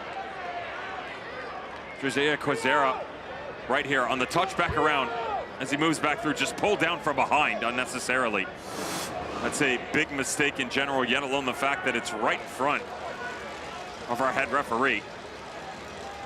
And he wants to get forward with them, but you're 10, 15 yards behind the ball at that point. It's unnecessary in general, Mike, yet alone the location of it. I mean, if you scout any team in the championship right now, top 5 from restarts, Lou City. Nearly better than anyone about finding a chink in the armor 25 yards and in. We've already seen it once tonight.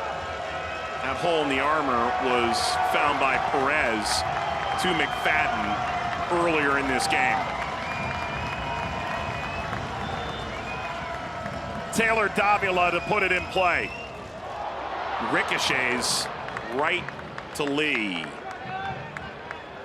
I'm sure Ordonez knew a ton about that. Just into the danger area. A bunch of very congested spaces right now for some of these balls that are being whipped in. You know, going into the dressing room at halftime, thought we saw a little bit more of a spark from Rhode Island trying to play more vertical. That has changed. You know, I mentioned the success that came out of the dressing room came because of their willingness to build. They were a little bit deeper lying. They caught Lou City in transition. I said, how do you combat that if you're Louisville? Got to start to play deep a little bit, absorb, and then start to counter. Is that not where the second goal comes from? Certainly from Sean Tosh, great distribution. That initially started deep. They win the second ball and then go. Now all of a sudden, Louisville, for the 8th time in 12 league games this season, have scored at least 2 goals in a match. They are 7-0-0 in those previous occurrences prior to tonight. And Dev, we've been around this league long enough. The team that scores the most goals usually doesn't win it. Remember that high-flying Phoenix team? That's not They were unhinged. conducive. Yeah. Get to the middle of November, it gets a little chillier. Everyone gets a little tighter.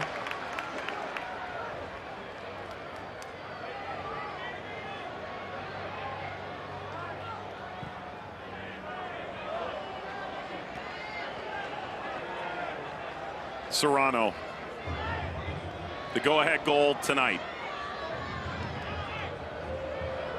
Into a little pocket, give off, Taylor Davila.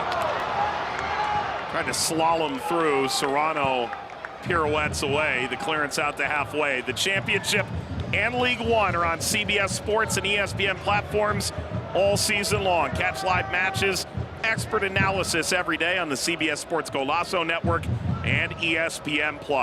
Go to USLChampionship.com or USLLeague1.com for the complete USL TV listings. And congratulations to our friends at the USL Super League. Get there in a moment. McFadden, jump step.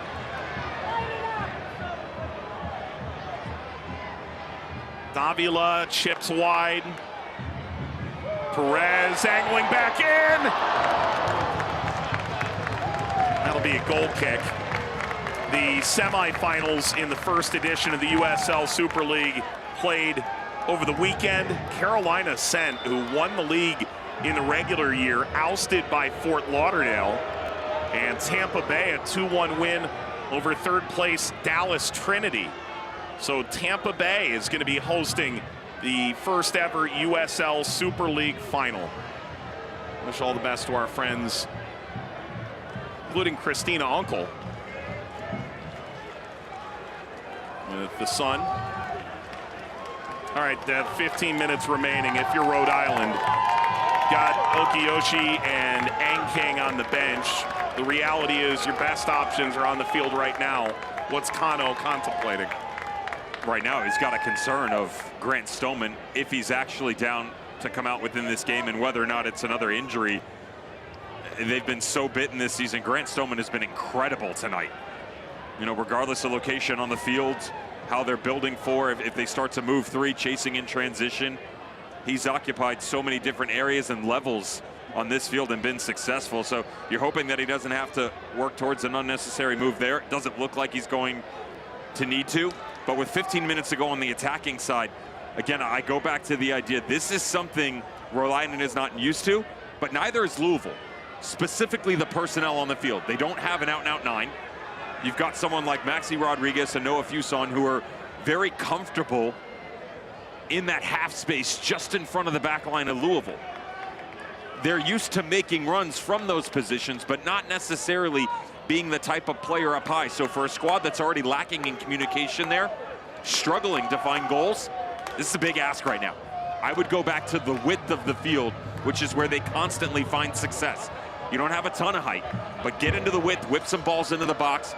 Worst case scenario, you get some restarts and allow guys like Stoneman to come up, like Mabika, to try and help you from restarts. Otherwise, open run of play is going to be a tall ask. Here's Mabika out in front of Gleedle.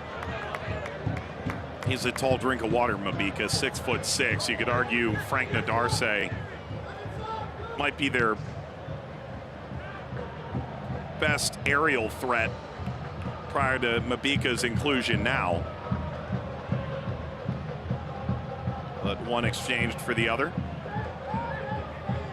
Here's Stoneman. Just about a dozen games a season ago. Circles back to Mabika. Came out of the University of Kentucky. Played there alongside J.J. Williams. Good Wildcat program. For tonight's Family Vision Man of the Match. Find the goal of the official rules. 9,183 on hand here at Lynn Family Stadium tonight. Rhode Island was the only team to accomplish the feat last year, win in Louisville. And they did it twice. Over Maxi Rodriguez.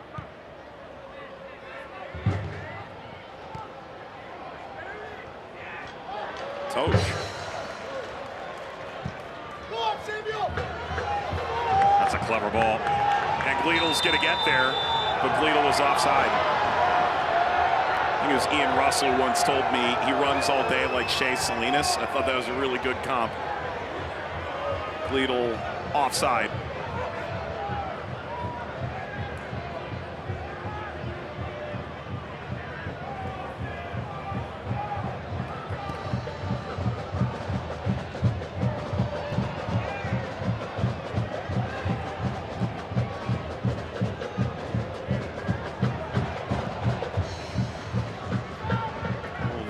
Out of the finger trap. Wilson spotting Perez. Perez going to continue on to this, but Lee intervenes. Soars up to Serrano. Went down too easily under the challenge of Shapiro Thompson. Wilson came off the head of Stoneman.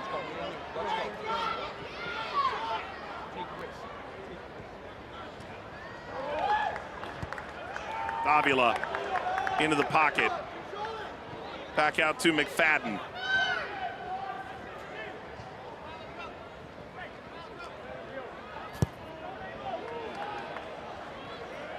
Game management now for Louisville.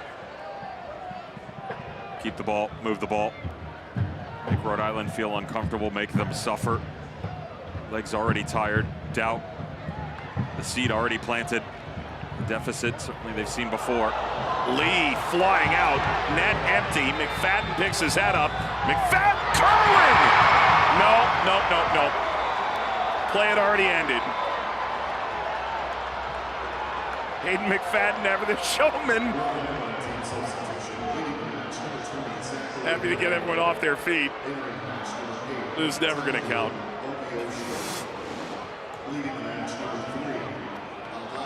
Jansen Wilson has certainly been a spark plug into this team. Catches the back line a little bit high. Again, fatigue starting to set in. Stoneman, Hope Gunn have been very active on the night. Certainly have a ton of work to do. And in fact, Connor Smith will go to his bench one more time. An opportunity for Okiyoshi to come in. Job done for Zach Haribo. Isaac Angking came on for Aldair Sanchez at the stop as well. That is all 6 subs for Rhode Island. Every available field player did in fact get into this game. The 6th sub as a result of the head injury suffered in the first half by Kev Lambert.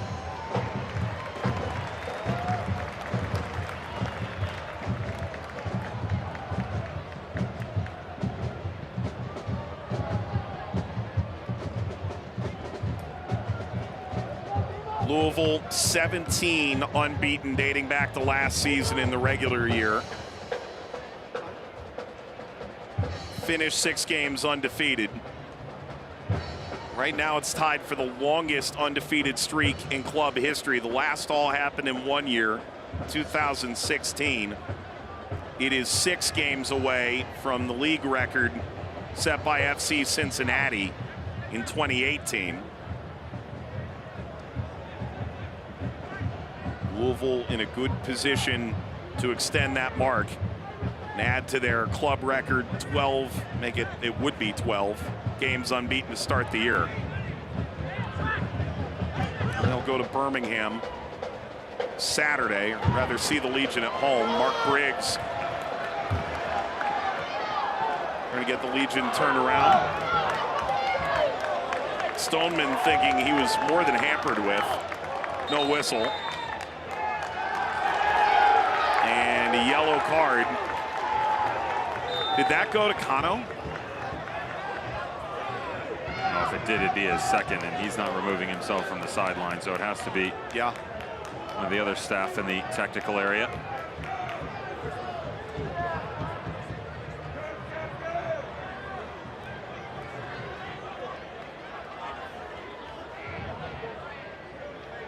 Do teams have a designated order to this? Ball bounces down. Wilson couldn't corral. The head coach gets a yellow, then it's the first assistant. If he gets a yellow, it's the goalkeeper coach. Is that how this works? Your hope is that it's backwards. If you hear that much from a goalkeeper coach, I think.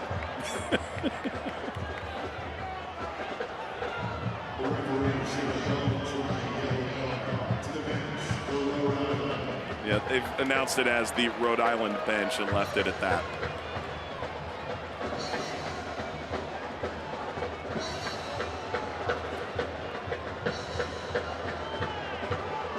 Let's see, I have a long chat here.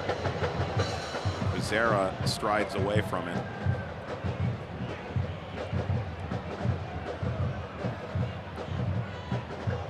Louisville felt like they got bullied in especially the home games last year against Rhode Island. You've seen 85 or so minutes of this game. Did they change that dynamic this season? That's a corner, by the way.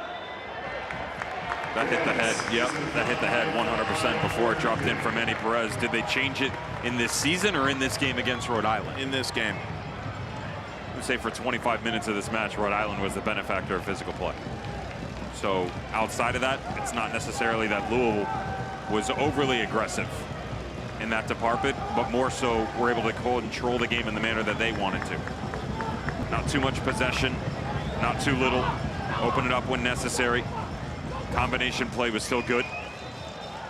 Corner, Ankang, that's a foul. And most importantly, that when the chances did come, the most lethal players on the field had the opportunity to go and attack the game. Adrian Perez on his ball to Aid McFadden in the first half. Ray Serrano on the ball from Wilson in the second. Saw Goodrum a couple of times.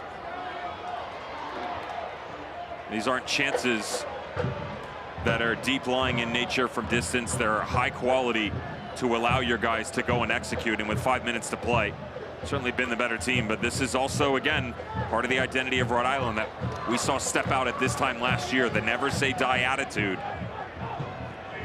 That regardless of circumstance, they will find a way to get a result.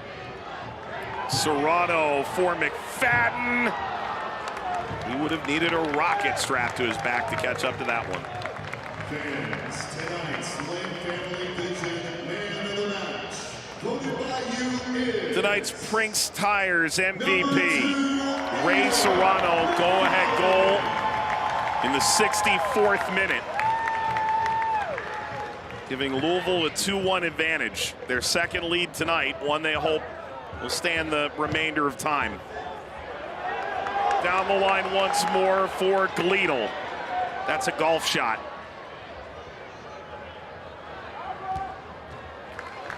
Out for a throw. Louisville will take their time. Show you the goal from Serrano once more, shall we? Again, all this freedom that's given on the front line now. The crossing pattern, 25 yards from his starting position. Jansen Wilson on the inversion, then the cutback across. So difficult, Mike, for a defender to understand exactly which direction that movement is going to head. And for Ray Serrano in his 12th appearance on the year, now 5th goal to his name, certainly above his pace of 8 and a career high that was set in 2024 through 34 matches played in the regular season. This is the first year in which he can't win Young Player of the Year, and he's been in the league since before COVID. Put that in some measure of context. He was with Tacoma in 2018.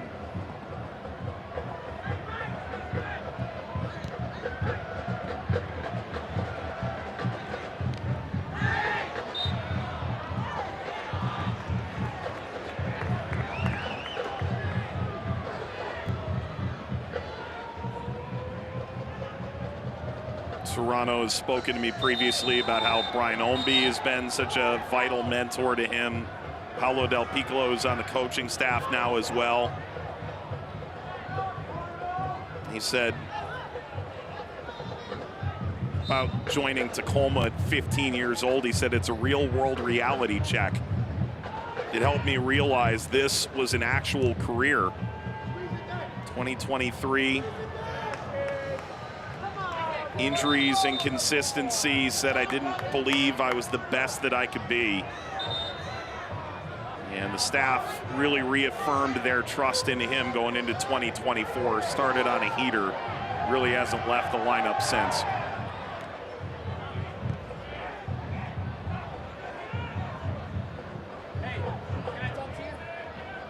Ball forward from Wilson. Gleedle, play on, play off. Offside. Gleedle needs to be gifted a tape measure and a protractor because he and offside have not been friends tonight.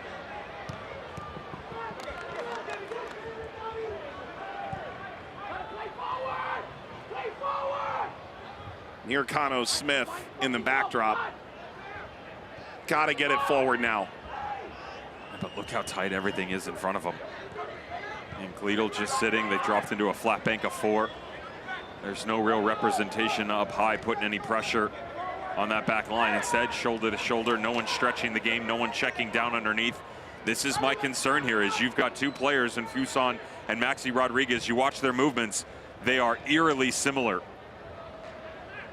That's difficult enough trying to chase a goal, Mike, yet alone the fact that the goals haven't been coming.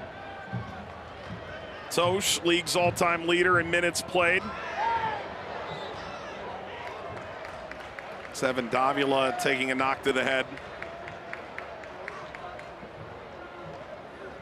Wins a free kick for Louisville as we head into the 90th.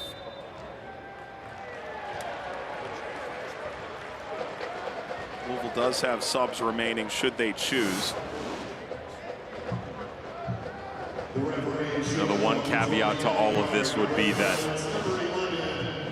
ball control overall for Rhode Island over the last 15 minutes has been right around that 72% mark. And statistically, you and I have the advantage of seeing that number. Its relevance is that man right there, Danny Cruz. Over the course of the game, he doesn't really want that number to vary from 40, maybe down to 35, maybe up to 45. But he feels like if he gets away from him, they're either playing too deep and allowing too much possession in an advanced area for the opposition, or they've overextended themselves, opened it up. You gotta be real careful that you're not chasing too much here. The good part of that is most of that has been side to side so far. 5 added minutes.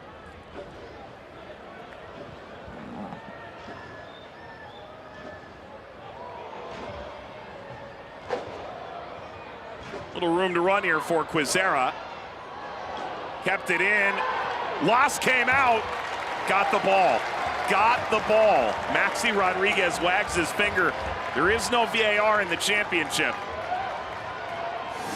Maxi Rodriguez felt hard done, and I got to tell you, Mike, you think he got the ball. I felt like initially there was contact here on the backside. Great job just to keep it alive. I got to tell you. I'm just saying what the referee said. That's an interesting one for me. I'd give a pen there. I'll put it to you this way. I've seen it called for less. The one thing I would say is reviewing it, there seems to be contact off the goalkeeper on the ball, which then you're going to give a lot more grace to the goalkeeper in general to allow contact and ball to occur at the same time. Well, all Rodriguez felt was that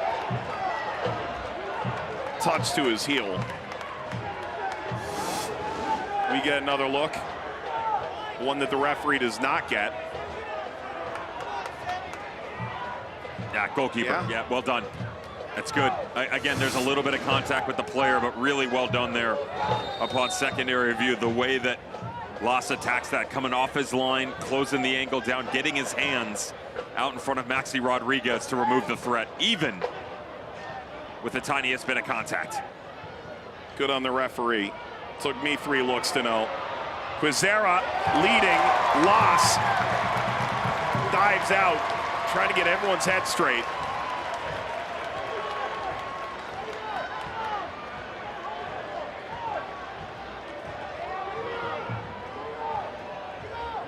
Yeah, Las used those go-go gadget arms to sneak out in front. Hold on to the Louisville lead.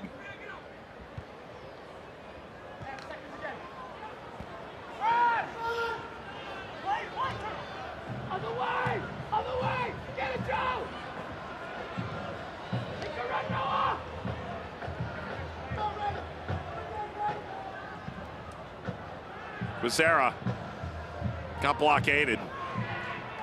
Still another 2 minutes to go. The only team in the East that Louisville has not beaten. Year 2 for Rhode Island. They knocked Louisville out of the playoffs a year ago. Bouncing ball past Rodriguez. Las will take his time.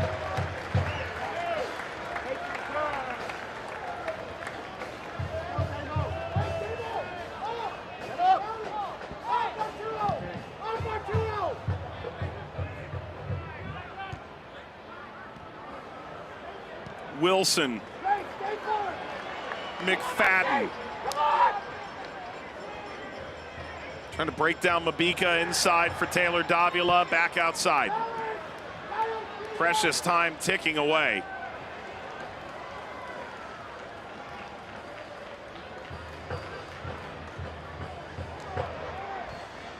Evan Davila down into the corner. Rhode Island's going to have to go the distance of the field.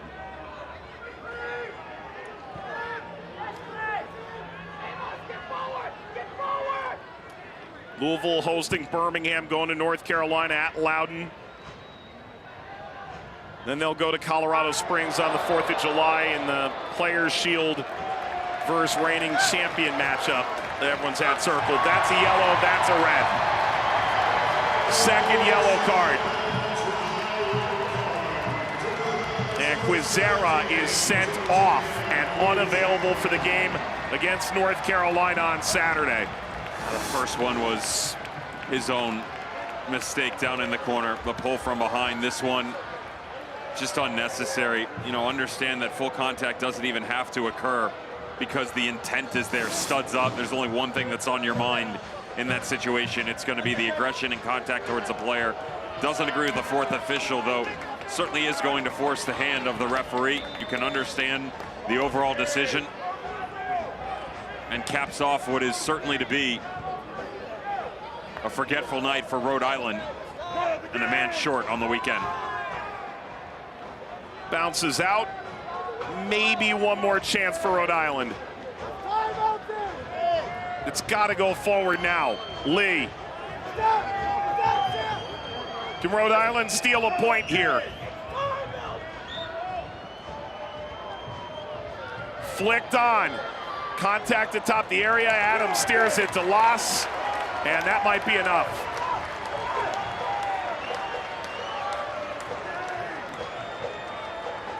Maybe the players spoke about revenge. That wasn't the message, but it is achieved. Louisville City finally vanquished Rhode Island. A 2-1 victory, the winner from Serrano at 64 minutes. They stretched their unbeaten streak to begin the year in the league to 12 games, the last remaining unbeaten. And dating back to last season, a club record 18 without a loss.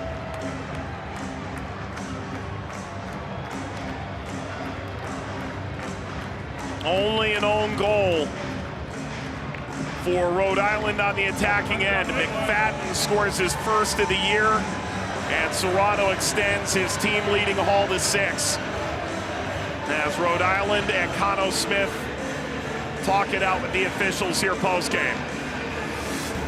We will wrap this one up on the other side of the break. Rhode Island, the reigning Eastern Conference champion, unable to unseat Louisville on this day. And Louisville move atop the Shield race. They're up to 28 points through 12. Postgame is next.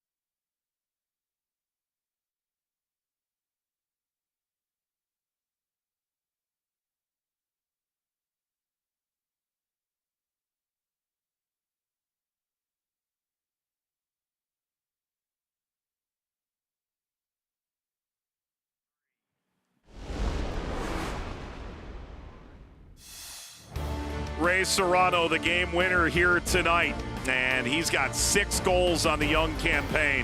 The 23-year-old continues his ascendant run. Lost the win, lead the loss. Louisville City, a 2-1 win over Rhode Island FC. Mike Watts, Devin Kerr, let's wrap this one up, buddy. Take a look at the highlights. Start in the first half, Aiden McFadden in the 20th. Both goals in the first half, though, mistake-driven, and here's why I say that. Good job, Rhode Island clearing lines, but watch as Yao rotates back out here. Now, what you're trying to do as a center back, push him down into the corner. Most importantly, don't let him get a ball off. You certainly don't want to over-jump yourself to then not have the opportunity to recover, and then the mismatch. Darce doesn't attack this. Holstad allows it to get in behind, and the smaller of the 3, McFadden, able to get the early lead for the home squad. Now, the good news is there's immediate response. They had tried to play cute. They put the ball on the deck. They weren't able to be successful, so go route 1. The problem with that for Lou City, most of the goals they've given up have come in this fashion. An overcommitment by Tosh High, I'm okay with that. The problem is then the crossing run between Ordonez and Kyle Adams. Got to communicate that, and the timing by the goalkeeper has to be better. Perfect by Brito to pick this up on the diagonal and get it back to even. Now, very energetic, very physical for Rhode Island. They made changes. Within those changes, there's confusion. Ameba Bika gets caught out here. That's 6 right atop the 18. He gets dragged up into midfield. Great recognition by Jansen Wilson. The first one comes right back to him. Fortuitous bounce or not, he had a nice little 5-yard explosion to separate between the midfield, get in behind that back line to open up the chance for that man right there. Ray Serrano grabs his 5th on the year, his 2nd of the night, and what has been an absolutely historic start for Lou City. Now 12 games unbeaten, best in organization history to start the season. And Louisville City moves to the top of the East and the top of the Shield race.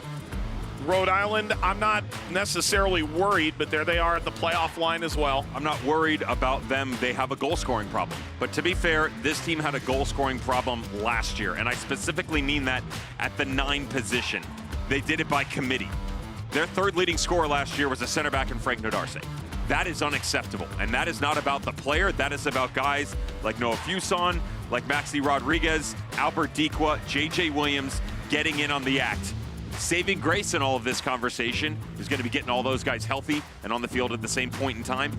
Cano Smith and Rhode Island have not had the opportunity to do so. Credit to Lou City. I said adaptability was why Rhode Island has kind of taken the league by storm, if you will, in their first 2 seasons. Louisville were able to change their shape multiple times tonight to benefit themselves and go get a game winner and stay atop the East in the Players' Shield race. And so that does it for us here tonight. Next time you'll see us on ESPN2, it is Lexington taking on Colorado Springs, Friday, June 20th, 7 p.m. Eastern, right here on ESPN2. For Devin Kerr and our entire team in Louisville and beyond, Mike Watts saying, thanks for watching the USL Championship on ESPN. Ray Serrano, the winner. McFadden adds a goal as well. Louisville City, unbeaten through 12. 2-1 winners over Rhode Island. Good night.